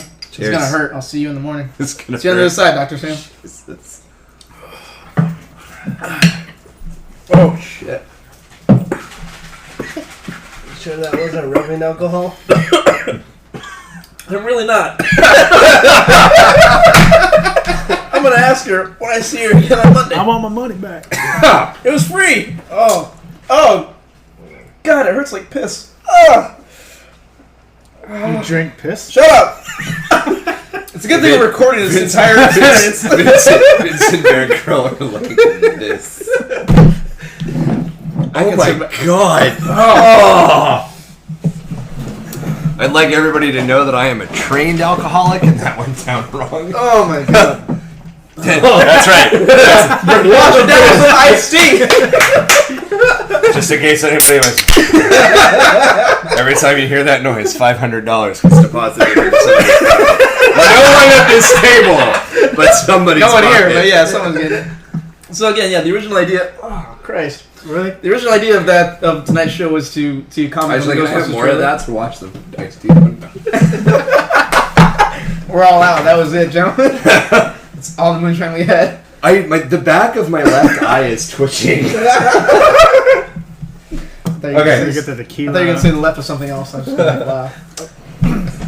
Go a little further south. Yeah, I got you. It's shaped kind of like an eye. Wow. Okay, getting weird. The original idea for tonight was to comment on the Ghostbusters trailer and then watch and comment on the original Ghostbusters film from 1985. But we did spend an hour and 22 minutes conversing on random shit. So that's up to the gentleman here. Why are you trying to kill me? I'll take the rum. I'm not going to drink Glenlivet. I know not to be in or whatever, but still. I don't know. I kind of feel that we just sort of trailered. We talked about We trailered a trailer? We did talk about trailers. Yeah. This is the trailer podcast. This is the whatever podcast. Now take the podcast and cut Fix a it trailer post. out of it. Well, I'm just saying, Fix it. Post. you're not for Batman Superman. You don't care for it. Vincent and Tommy love it. They're all for it. I'm still on the fence. You're a douche. Well, I'm just saying. What? I'm still on the fence. Ryan's got a good point. William, you're a douche. It was completely the opposite when the first trailer came out. Yeah. Me and Vince were on the fence, and No, you were all for it. No, it wasn't. You were because You were very much. Yeah, I was more against excited it. about Star Wars. Yeah, you were. He was. I was actually yeah, excited that's right. about You were the Star Wars one. Yeah. Who gives a shit about Batman Superman when Star Wars? I got like 4 more months to get hyped about that movie. Easily. But Part 8's not coming out this year, though, right? What? No. Rogue One is comes coming out out this this year. year, yeah. Which, have we had a trailer drop for Rogue One yet? No. And there's a lot of speculation. Will it drop with Civil War? Will it drop with any new Disney? With Finding Dory? I don't think so. I think we're going to probably wait until... Oh shit, a movie I didn't even realize is coming out. Yeah, Finding Dory coming out this summer. I think in June. Yeah. I don't think we're going to get a Rogue One trailer until maybe July. Maybe Comic-Con. No, Or that's if they're a good doing point. That's a good point. if they're doing a Star Wars celebration, we might get it then. Well, when's the park May 4th? open? When's the park?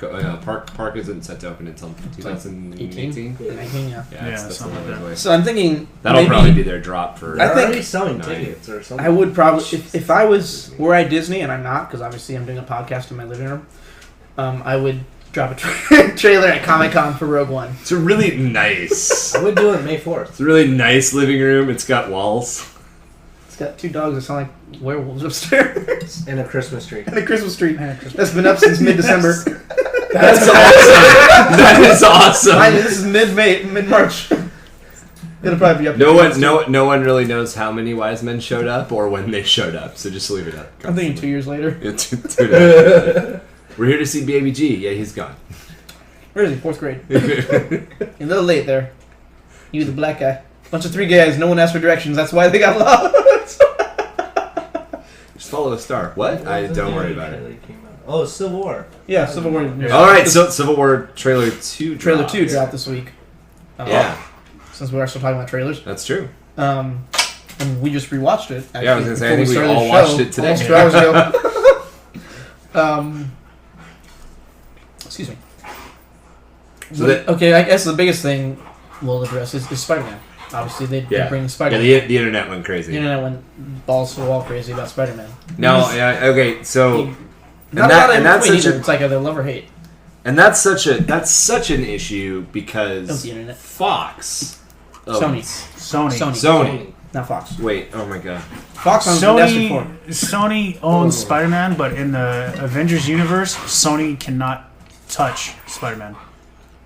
Right, because in It's a the Avengers it's a universe, team film. It's a team film. It's a team film. right, and they're also metahumans and not that other word that we're not allowed to say anymore. All right. I'm sorry.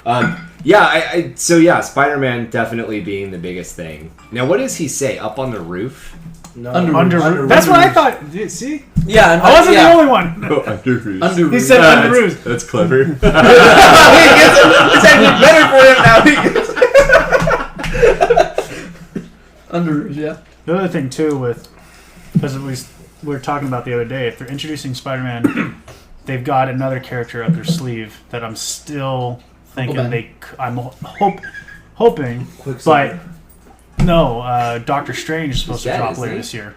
Yeah, he's dead. It's comic book notes. He's dead. That's true. Colson's Doctor Strange is getting his own. Yeah. He's getting his own movie, but he shouldn't show up.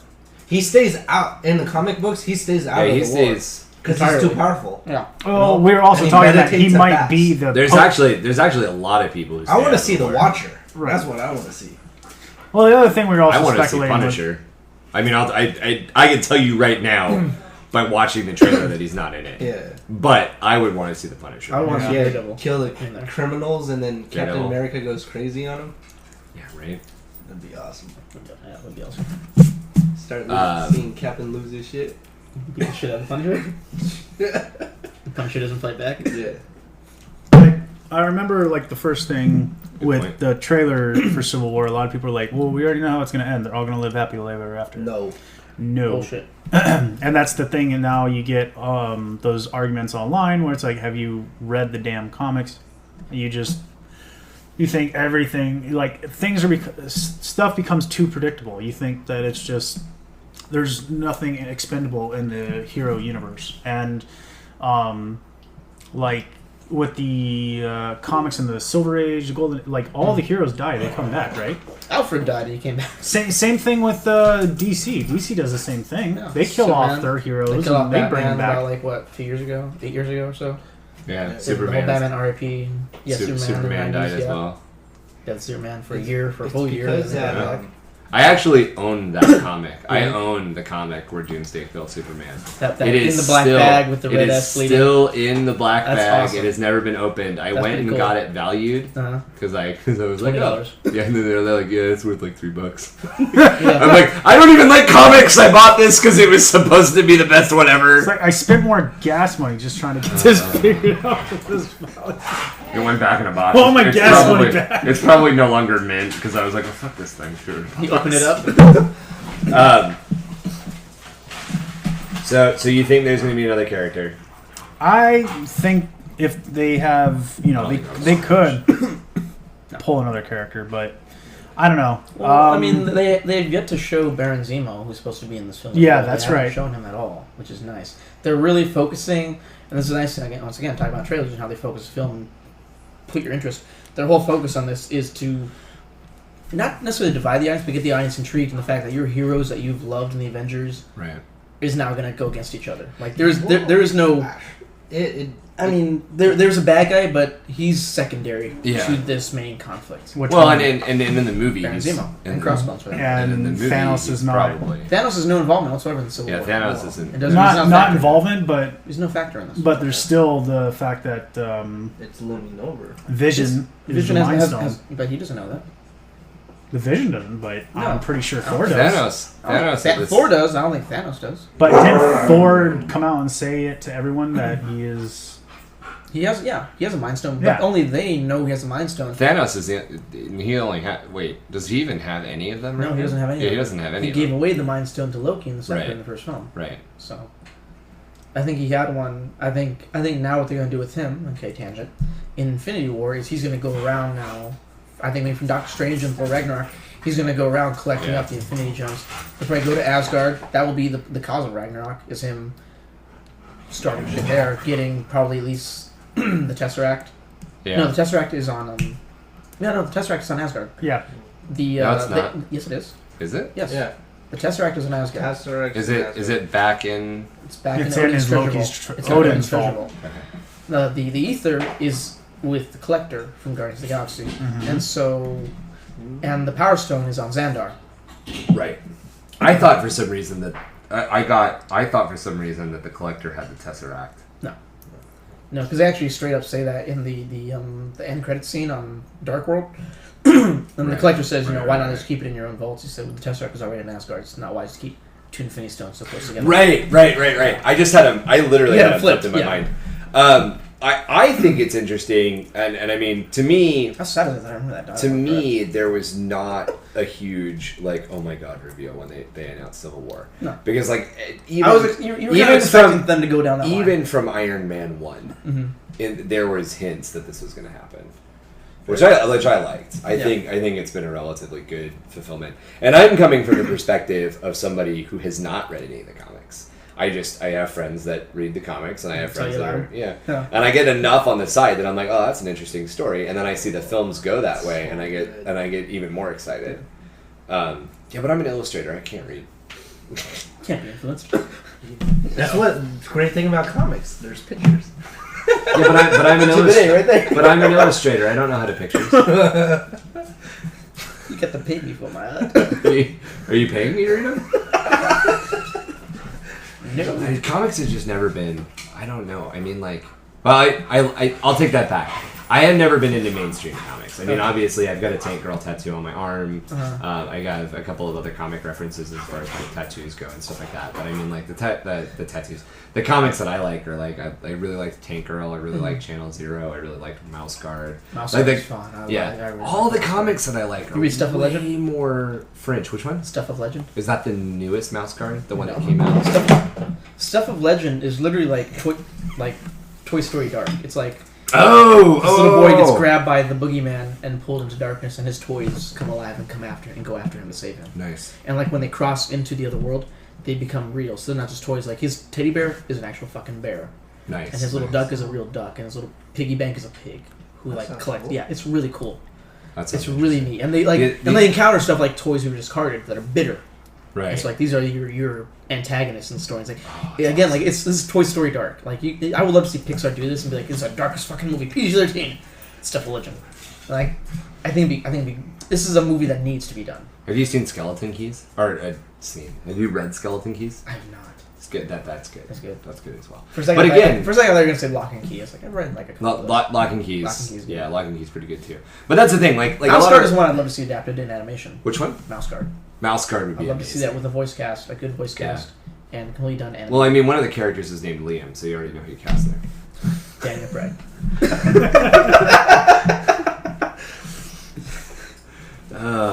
Will Ferrell.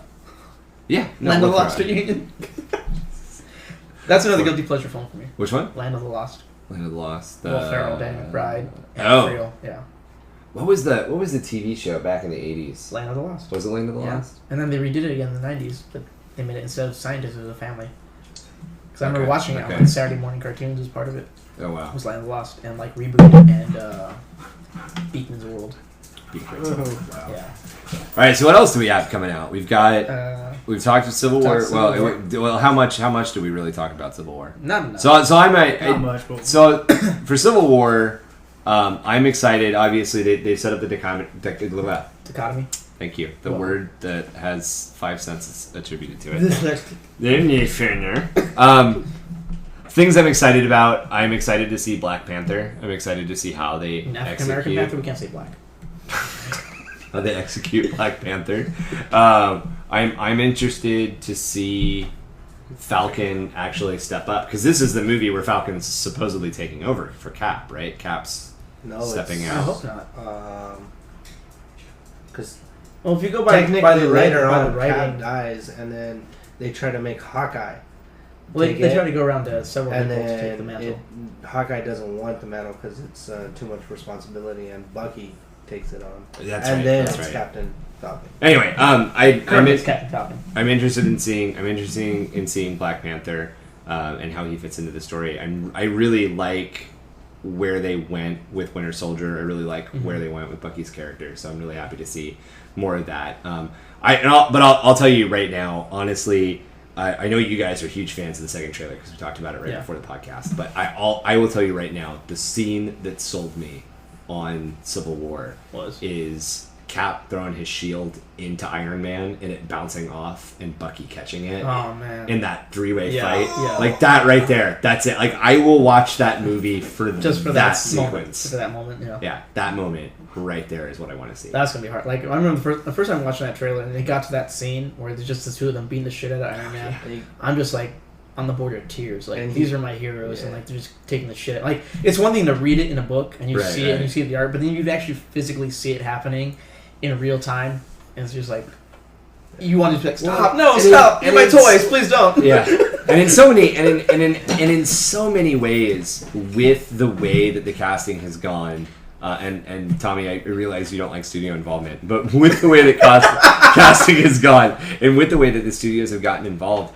like it is really, really difficult, and it's starting to be reflected in the art styles of some of the newer digital painters who are coming up into the comic world now, where Tony Stark in the comics looks like Downey Jr. And Chris Evans and the Captain looks like Chris Evans, and like that's the real expectation that we have. These are not just. It's not like, hey man, Did you see that like back in the 80s or whatever? Or not back in the 80s. The Batman joke. Like, hey, who's your favorite Batman? Or hey, who's your favorite 007? Like, no one's gonna say like, who's your favorite Captain America? Captain America is Chris Evans. Yeah. There is no argument about that. And Tony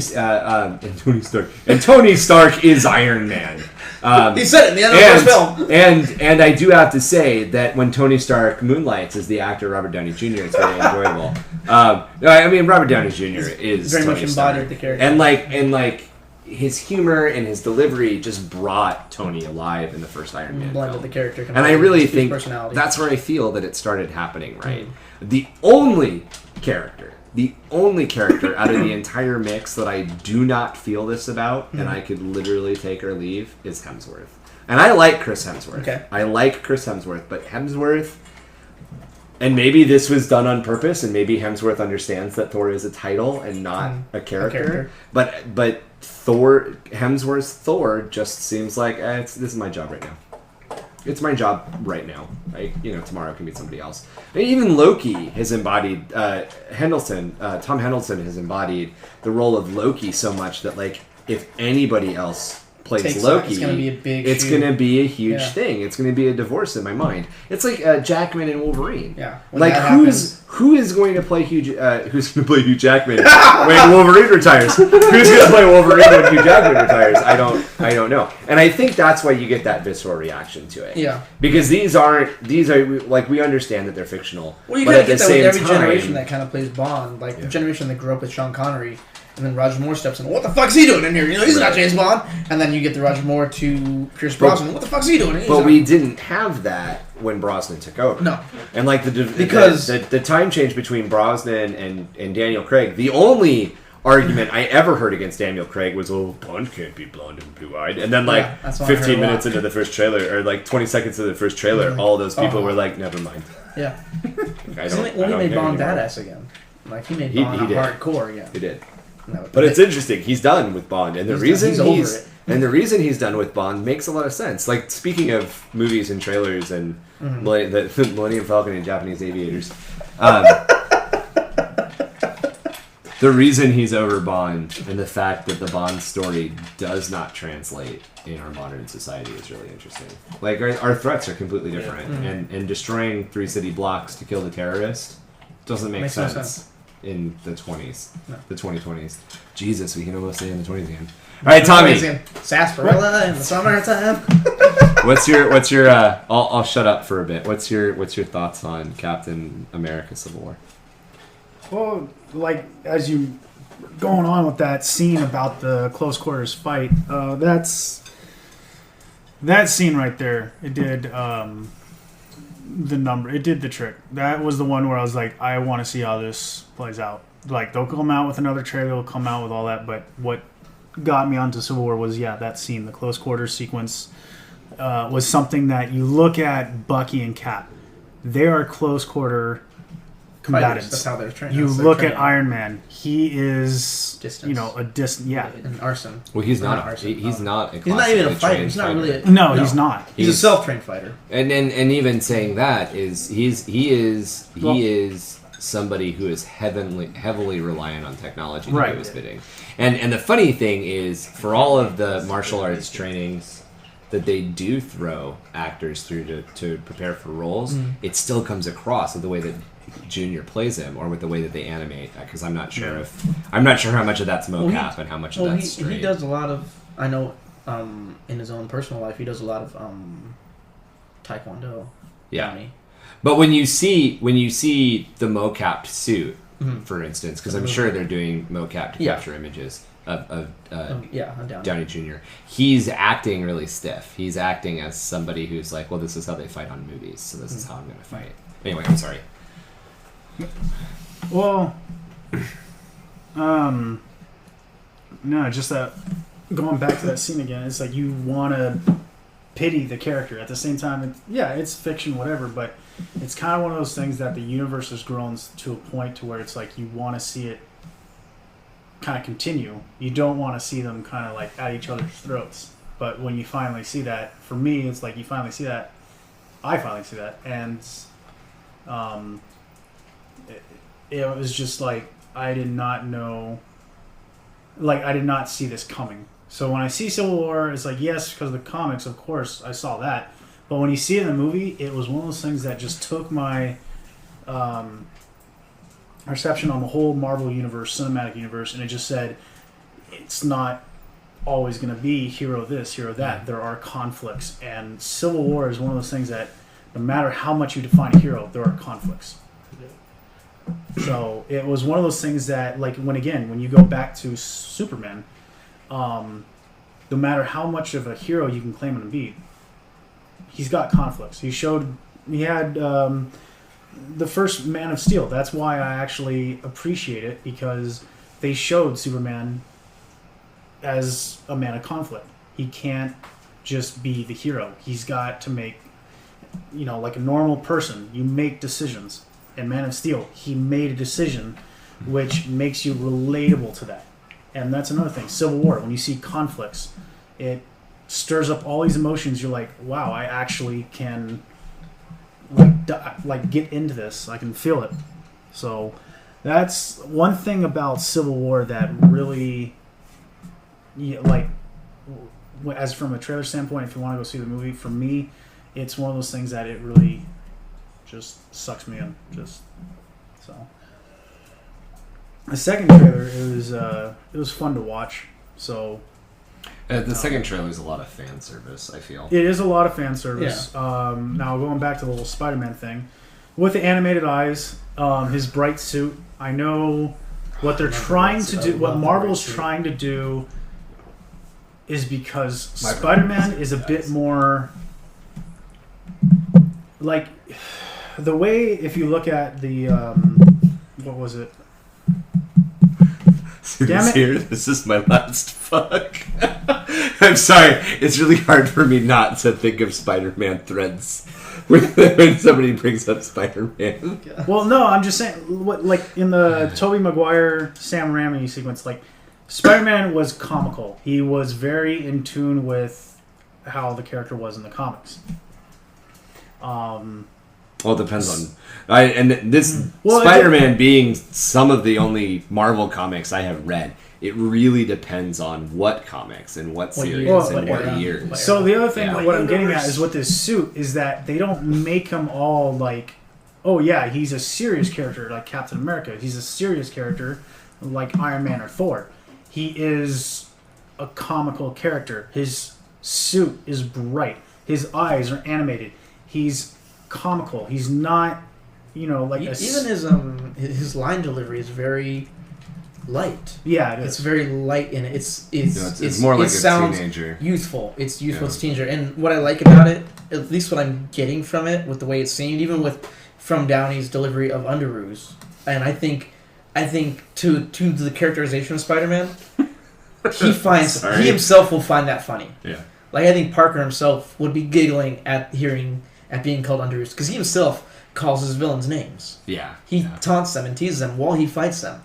And that's what I'm really hoping they get out of Tom Holland playing the role of Peter Parker, is you get that youthfulness, that fun, and to me the bright suit kind of emphasizes all that I'm a superhero, and it's fucking cool. That's awesome, and man. It's awesome. This is my life, I can't believe this gets to be my life. That's what I'm getting from it. Dude, I get to hang out with Iron Man. I get to go kick the shit out of Captain America right now, because Iron Man's my buddy. Right. And that's what I'm getting from it, and that's what I hope they play off of. Is that this is a kid, and we're gonna play him like a kid. Yeah. He's not gonna be heartbroken and down. I mean, he's gonna have his own heartbreak, but that's his own. He keeps that inside. Right. He doesn't let it. He doesn't wear it on his sleeve the way some of these other characters will and do.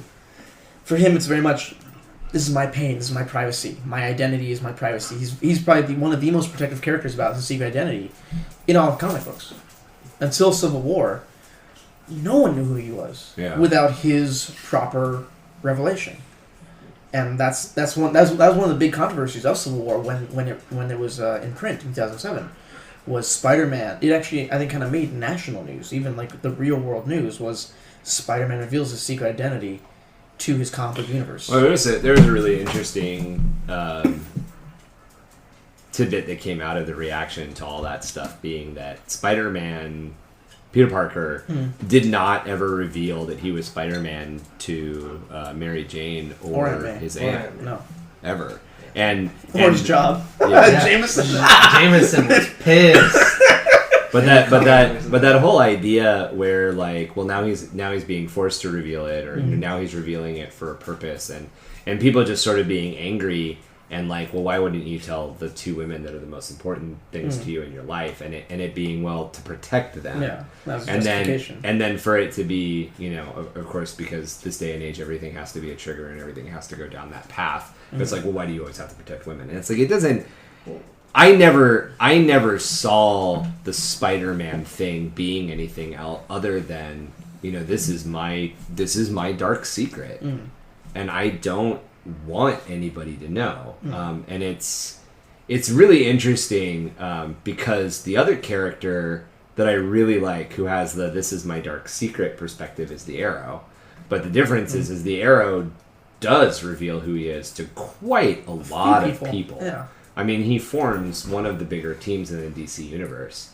And I do have to say, I am a little disappointed that there is so little crossover between the Arrow and the Arrow's established characters, because they've established everything from who Boomerang is to who Ra's al Ghul and a couple of the other ones are. But then to see the trailer for Suicide Squad, and like they pull in a couple of those characters, but they're not played by the people who played them in the Arrow TV show. Even though the people who played those characters in the Arrow TV show are actors who we were introduced to originally on the big screen. Like, I get it. You're trying to fill it with big screen names. But you already have an established universe. You already have established characters. Warner Brothers had already stated beforehand that the TV shows on the CW, The Flash, Arrow, and now DC's Legends of Tomorrow, that is its own world. And what we do on film in the theaters is its own separate world as well. But obviously, the only advantage there is you could do what they're doing. What they're doing, but you could also have a lot of fun with it then, and then, depending on how it goes with film, you could do a lovely multiverse idea. That's true. That's the advantage of that. But see them separate. But at the same time, it kind of goes tantamount, or not tantamount. It goes. It's inverse to this idea that we were just talking about with the Marvel universe, and the way that the Marvel universe has allowed the actors to really adopt the mantles of the characters. Mm-hmm. Like, for instance, even in Agents of S.H.I.E.L.D., which has very little to no actual Avengers in it during the show sequence, it's still Colton. And there's still enough of the tertiary and side characters who at least make appearances that you're like, okay, this is a real functioning universe.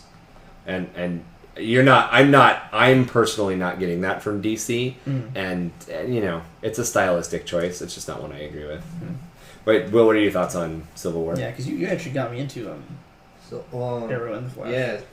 Well, okay, so Civil War. Let's start with Civil War. Let's start with Civil War. Civil War I'm really excited for because I read the comic book, and I'm excited to see what they do in film and how they change it up, because with Spider-Man in the comic book, he's actually he's the one that steps forward, and does this big reveal, and he's the reason why, because of this certain act that went into place about superheroes and their secret identities, him revealing his identity because it's so protected actually sets him apart. And I actually want to see Marvel, through Facebook and all their stuff, actually start making it where people have to choose between Cap and Iron Man. The only thing that you don't get in this trailer is the reason why. Like, people think it's Bucky, and then they showed this clip about a guy or a government official showing them clips of their past battles and stuff, and saying there's fear. Well, they dropped the big hint in Avengers 2 at one point. Stark says something along the lines of something about registering their powers, because their powers are essentially as dangerous as guns. I can't remember what the line is. It's something along the line. We have the tools to prevent, or wait, are we talking about after Age of Ultron? No, that was Age of Ultron. Yeah. The wood cutting. I think I have to go back and look at it. So they're hinting that it's going to be a superhero registration act for the government. So but I think the difference between, one of the bigger differences we'll find between this and the book is the the whole thing of identities. Everyone knows Iron Man is Tony Stark in this universe. Everyone knows Captain America is Steve Rogers.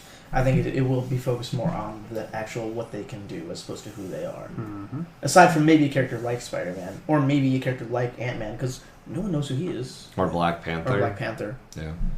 So, but I want to see them start taking sides and people going, "Oh yeah, Cap's right. Oh, Iron Man's right," and then get that headbutting, you know? Yeah. Well, I did have one theory about if one of the major characters did die, but of course they took Quicksilver away. They can't kill anymore until later on. Well, I'm pretty sure. I'm pretty sure it's Rhodes. I'm pretty sure Rhodey does. No, but I mean like a major character like Tony or something. No, you're not going to kill Tony Stark yet. But you also have the Infinity Stones that can probably I know what resurrect him. The Soul Gem, yeah, you could do that, but and because you mentioned Captain America dies too in the book later on, yeah. That's why I'm saying it's like I don't think we're gonna see. I don't think you're gonna stick that close to I don't think we're gonna see a Han Solo death moment in this film. No. We've already had one. Spoiler. We got spoiler my ass with South By the way, Jaws dies at the end of the film. Wow. King Kong falls. Wow. King Kong falls off the building. King Kong. Darth Vader is Luke Skywalker's father. St. Elmo's Fire all took place in Little Boy's mind. What's up? St. Elmo's Fire. Yeah. Wait, no. And St. Elsewhere. And because of the statement that Vince just made, we can then infer that all other television shows have also taken place in that same boy's minds. News radio? No, and I can prove it by the fake brand of cigarettes. The Morley cigarettes, because the Morley cigarettes appear in a lot of different shows, most notably in already mentioned X-Files. Anyway, gotta go back an hour to hear the X-Files show. There's a mind fuck right there. You mean all of television was imagined by an autistic boy in the 1970s? Potentially? Yes. That's what I just said. And I'm right. Go burn your Frasier CDs. Never watch Friends again. I'll watch Frasier before I watch Friends again. I enjoy Frasier. Cheers was a lie. Oh, I love Cheers. MASH. What about MASH? MASH. Yeah, I'm sure Morley cigarettes are in MASH. I don't know. No, MASH predates. So, yeah. MASH predates. Yeah. That's a good point. Aha. So all film after 1978. Oh man, St. Elsewhere, Jesus. Anyway, somewhere around. So I was like in the 80s, actually, early 80s, like 83, I think. Yeah, I think you're right. So I would say Captain America: Civil War for me is a good 9 out of 10. Absolutely. Yeah, I agree with that number. They show you more than the first trailer, but still not enough to where they're giving you. Yeah, they're not showing their full the hand. movie. Yeah, it looks wonderful. I'm gonna bring a bottle of water and a box of tissues to this movie because I would probably cry. Avengers Assemble. Both of them. I know. I hope. Actually, I really hope that scene where they're all charging against each other is they're hugging. Because I really want that to be. Because we all think they're gonna fight. It's just a big. That's hug on out. the gag reel now. It's the middle hug out scene. Is there any other movies? All right, wait, what do you think, Tommy?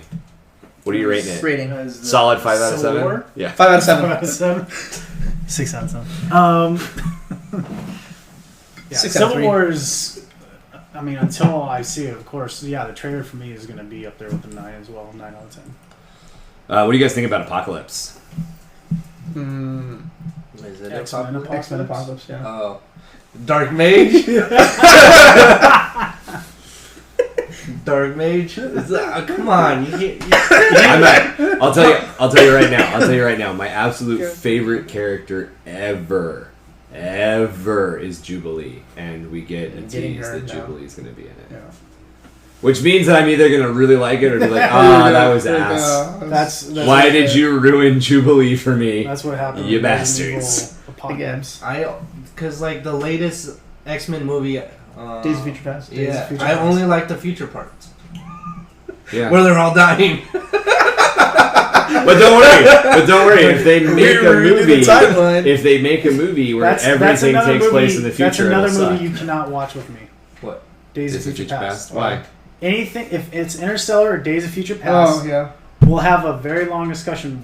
Just leave it alone. Oh, about What do you think about First Class? Where's the Shutter Island? First Class? Shutter Island episode. We need to have a Days of Future Past episode. Interstellar. First Class. See how long we make it. We'll get through all of Interstellar, and the last hour will be Tommy by himself bitching.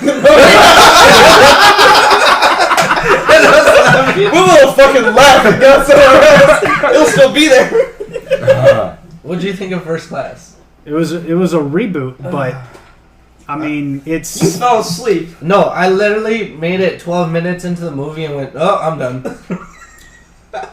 I wanted Story? to like First Class, but I didn't. Well, like, what was your reason for putting First Class on the back burner? Like, for me to get the gist of the movie, I literally watched it on VLC and went, "Oh, okay. Oh, that happened. Oh, okay. It's just, it had nothing to do with the comics. The characters that were meeting up together and weren't supposed to meet, you know, Xavier wasn't the adopted brother of, whatever. Yeah, Xavier Well, was again, kind of a. Yeah. Who's The the way they played him studio? Hold on. Who's There the we go. studio? There we go. Sony. Fox. It's Fox. Whatever. How many times? I'm so confused now. How many times? He's got a giant boner for Fox. How many times? How many times have they rebooted X-Men and they can't get the story right? Once. Twice. X-Men Origins just- is a different universe. Let's No, it's not just the Yes, same it universe. is. No, it's not. let's just Emma Frost is the reason why X-Men Wolverine Origins is a different universe. No, it's not. Yes, it No, it's is. not. Then why does Patrick Stewart show up towards the end? Because they tried to tie it in, I but they couldn't. refuse to But believe. then if you go to I First Class, Emma refuse to Frost- accept a film where Deadpool doesn't have a Yes. He's called the Merc with the mouth. But what I'm saying, okay. So another thing too. When did Charles Xavier and Magneto meet? Was it in their 20s or when is it when he was 17? Because I'm I kind of confused. I honestly thought it was I don't know. I very thought early. Fox's It was writing was later on on. point. It was after World War II. I thought that was Is the that original. no, it was like when they're in college. It was Yeah. so it was around their 20s, Yeah. which they established in First Yeah. Class. Yeah. But in the first whatever. This Yeah, is a in the different first conversation. X-Men film, Xavier straight up He's- says, when I was 17, 17. named Eric Lensher. Right. Yeah. So that's why I'm saying there's two timelines, but there's a third because There was of like Wolverine 4 of them, Origins. and then so that the Days of Future Past somehow fixed it, and now we're going to get So how Dark is- Mage Apocalypse. Just give it back to Marvel. But see, here's the other thing. See, that's another thing too. Is like, Days of Future Past. It was entertaining, but the other thing too is like, how do you fix a timeline that, like, because when you put in Patrick Stewart, It's the Interstellar argument. shut up. When you put in Patrick Stewart, Magneto, you're establishing that we acknowledge the first films, right? Mm-hmm. Not just 3. If you establish 3, you're establishing 2 and 1. So if you do Days of Future Past, you're saying, yes, we're going with the First Class timeline, but we're also saying the first timeline, X-Men 1, 2, and 3, 2000, 2002, and 2006, 6. those exist. Yeah. But for some reason, the Sentinel Mutant War that's been going on for how many years doesn't exist in the X-Men 1, 2, and 3. But it only exists in First Class. Because So the they've time been hadn't having happened a yet. they've been having That a time mutant hadn't happened yet. they have been having a mutant Sentinel War in the early 70s.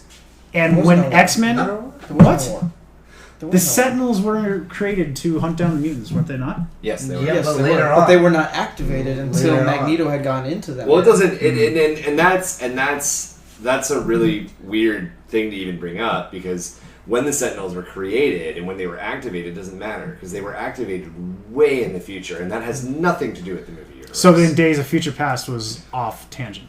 It was way off. Well, no. The Sentinels are the MacGuffin of the X-Men universe. So Right. They're not the MacGuffin. They're the MacGuffin of the X-Men universe. They're like, we need to solve this problem. We have no idea how we're going to solve this problem. Okay, let's make a bunch of immortal robots from the future that are going to track everybody down. cover and universal murder them. powers. Yeah. And so in the And it just future, becomes they like wanna fix it by- we can lazy reset our universe. Right. And this actually, oddly enough, gets into one of the reasons why I don't read DC and Marvel comic books is because there's a lot of this sort of lazy writing that happens. New 52. They redid the entire DC universe in New 52. But that's just a different universe, right? Well, part of it is because they themselves have admitted it. their writing can get so convoluted and storylines just pile on top of each other, and they even forget where they're going with it. Even that you have to kind of press reset and go back to square zero. We made that comment about Star Wars, how we want to read all these Star Wars comics, books. But it's got nothing to do with the movies. Yeah, but where do you start? You know, there's just so much, many. The Thrawn trilogy, that's where you start. Well, anyway. Where you start is you sign a petition that any video game that BioWare makes becomes a movie, a Star Wars movie. There you go. There's your canon. Movie. Legendary has the rights to Mass Effect. Oh, I don't know if I want to see a Mass Effect movie. I don't know if you can do that justice. Again, you're talking about an IP that has just a ridiculous amount of storytelling potential. Not only that, but I mean, like, 40 hour. I don't even know how long the games are. They're long. But they're long games, and they can be a lot longer if you track everything down. So you're talking like 50, 60 hours. 3 games that can probably all have about, let's just say conveniently 10 hours each of content in them. So you're talking about 30 hours of content, and then the expanded universe, and then the stuff, right. the DLC, the DLC, and the stuff that links. How are they getting from the Mass Effects to Andromeda and Mass Effect 4? And then you're like, okay, guys, let's make a movie. Like, you can't. You literally can't. This is why I don't think Warcraft's going to work, and all the fanboys are going to kill someone. So here's... you know, the only way you can make Warcraft this work is how if you completely simplify it to one storyline, one main storyline. Well, no, wait. What they're going to do... Well, this is... If the Warcraft movie is going to be successful, what they have to do is they have to tell the story before Warcraft, Orcs versus Men. They have to. And it looks like from the trailer that that's the storyline they're going to tell. This is literally the Outland is breaking apart, and the orcs open the portal, and they come to Azeroth, and coming to Azeroth starts the war. Like, and if they stray from that story at all, if they try to get into any fucking World of Warcraft bullshit, they're gonna fucking murder their storyline. I want to see pandas. No, my dad is a panda right now. He is a panda. You motherfuckers. You motherfuckers and your Pandarians. My dad plays, and he actually is a panda right now. He actually quite enjoys it. Get out of my IP. I'll tell you right now, as much of a Warcraft fan as I am, and I will admit that I am a Warcraft fan, I am not a huge WoW fan. And it's not that there's really anything wrong with WoW. WoW is an okay intellectual property. WoW is an okay game. WoW entertained me for 3 years. But, Jesus. I feel like I played for a super long time, and just thinking... I quit playing WoW almost 8 years ago at this point. Oh, wow. Yeah, I had to have been. I betaed, and then I played for the 2 years after beta. I bought Burning Crusade, and I was like, why the fuck did I waste money? Why am I still going to work when I'm done working? Became the equation. But I mean, I love the Warcraft universe. I absolutely love the Warcraft universe. I absolutely dislike and can't stand World of Warcraft. And it's nothing other than it's just this endless progression of, well, now and it's the opposite of what we were just talking about, where there's too much content, and now we're going to try to shove it all into a movie, and we're going to try to make it justify. Then you're literally just like, you have run out of content. You need to stop and release a second generation MMO, and do that for 4 years, and then stop and release a third generation MMO. Like, stop trying to, well, it's going to make money. Well, it's making money. We're the only game with subscription. It's still making, fine, whatever, I don't care. Anyway, wow. Sorry, apparently I'm really angry about that movie. Clearly. So, they need to make another Knights of the Old Republic game. Did you hear that they're talking about updating the original Knights of the Old Republic for the Unreal 4 engine? Oh, yeah? Yeah, it looks pretty good. Looks pretty good. It'll probably die in development hell, but... because they were told, well, you can't charge, and they're like, we don't care, labor of love, so it'll die in development hell. That'll do it. What's that one game? It's like, Dwarf Fortress or something, but it's like... God, Dwarf Fortress is amazing. Yeah, anyway, but it's a single guy just doing it, and he comes up with all these updates, and he does it faster than, like... main companies and shit. And he does it by himself, and, like, people are, like, asking him, hey, come join us. And he's like, oh, yeah. and he does it around having a job. That's Tommy's standpoint of no studio involvement. Tommy is the coder for Dwarf Fortress. No studio involvement right now. Get away from me, Fox. It makes sense. There's so many cats in that movie. It makes sense. But there's so much depth to that game. Oh my god, that game is insane. That could be a whole podcast too. Real. Well, I thanks for inviting me to your podcast, guys. This has been a blast. This has probably been the most energetic show we've done in a while. Yeah. Cool. I'd love to do more. Yeah, let's do another one. We gotta try to do this really. It's not his fault. The pizza's just that big. So you guys listening have heard us kind of refer rant to this and bitch and moan. Just ridiculously sized pizza. This box has to be like 32 inches square. Is this? And huge. And not New York slices. No, it's like it's squared off. Like somebody cut it into diamonds or something. Try to. What? Try to. Try to, yeah. Not the best cutting job. Yeah, there's no way you can put this box in your fridge. just do the thing. Just fill up all our Tupperware with pizza. It's literally what I'm watching him do. Oh, is that what he's doing behind me? He's on like his third gallon size. There's a whole Tupperware. And he filled an entire Tupperware. Oh my lord. Well, thank you very much. This has been awesome. I mean, we got to do this again definitely with you, Ryan. Unfortunately, we did not get to our main event of the night, but that's fine. It's still sitting on its ready menu. Yeah. It's been sitting for like 2 hours. One day we will. If you were hoping to hear a Ghostbusters commentary track, we're sorry. I gotta go back to Division. We're gonna change the title of this one. Change the title of this one to Four Guys from Kentucky. Four Guys from Kentucky. Bitch about trailers and Warcraft. Bitch about trailers. This has been Four Guys from Kentucky. Based in San Diego. Only one of whom is actually white. He's a white motherfucker. Yeah, that is one white motherfucker. He gets red too when he laughs too hard or drinks too much.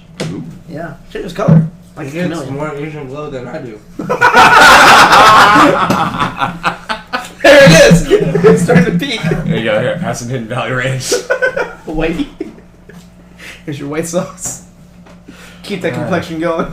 Yeah, every once in a while you gotta put Hidden Valley Ranch on top of rice just to remind everybody. Aww. I've seen it. I have seen it. I don't understand it, but I have seen it. Well, yeah. Again, thank you very much, guys, Absolutely. for having me on your Ryan, podcast. for coming on with us, and hopefully this generates some new listeners, because hopefully to expand our audience, and all 14 of you who are subscribed, appreciate it. 14. And if you did like this video, if you do like our tangents and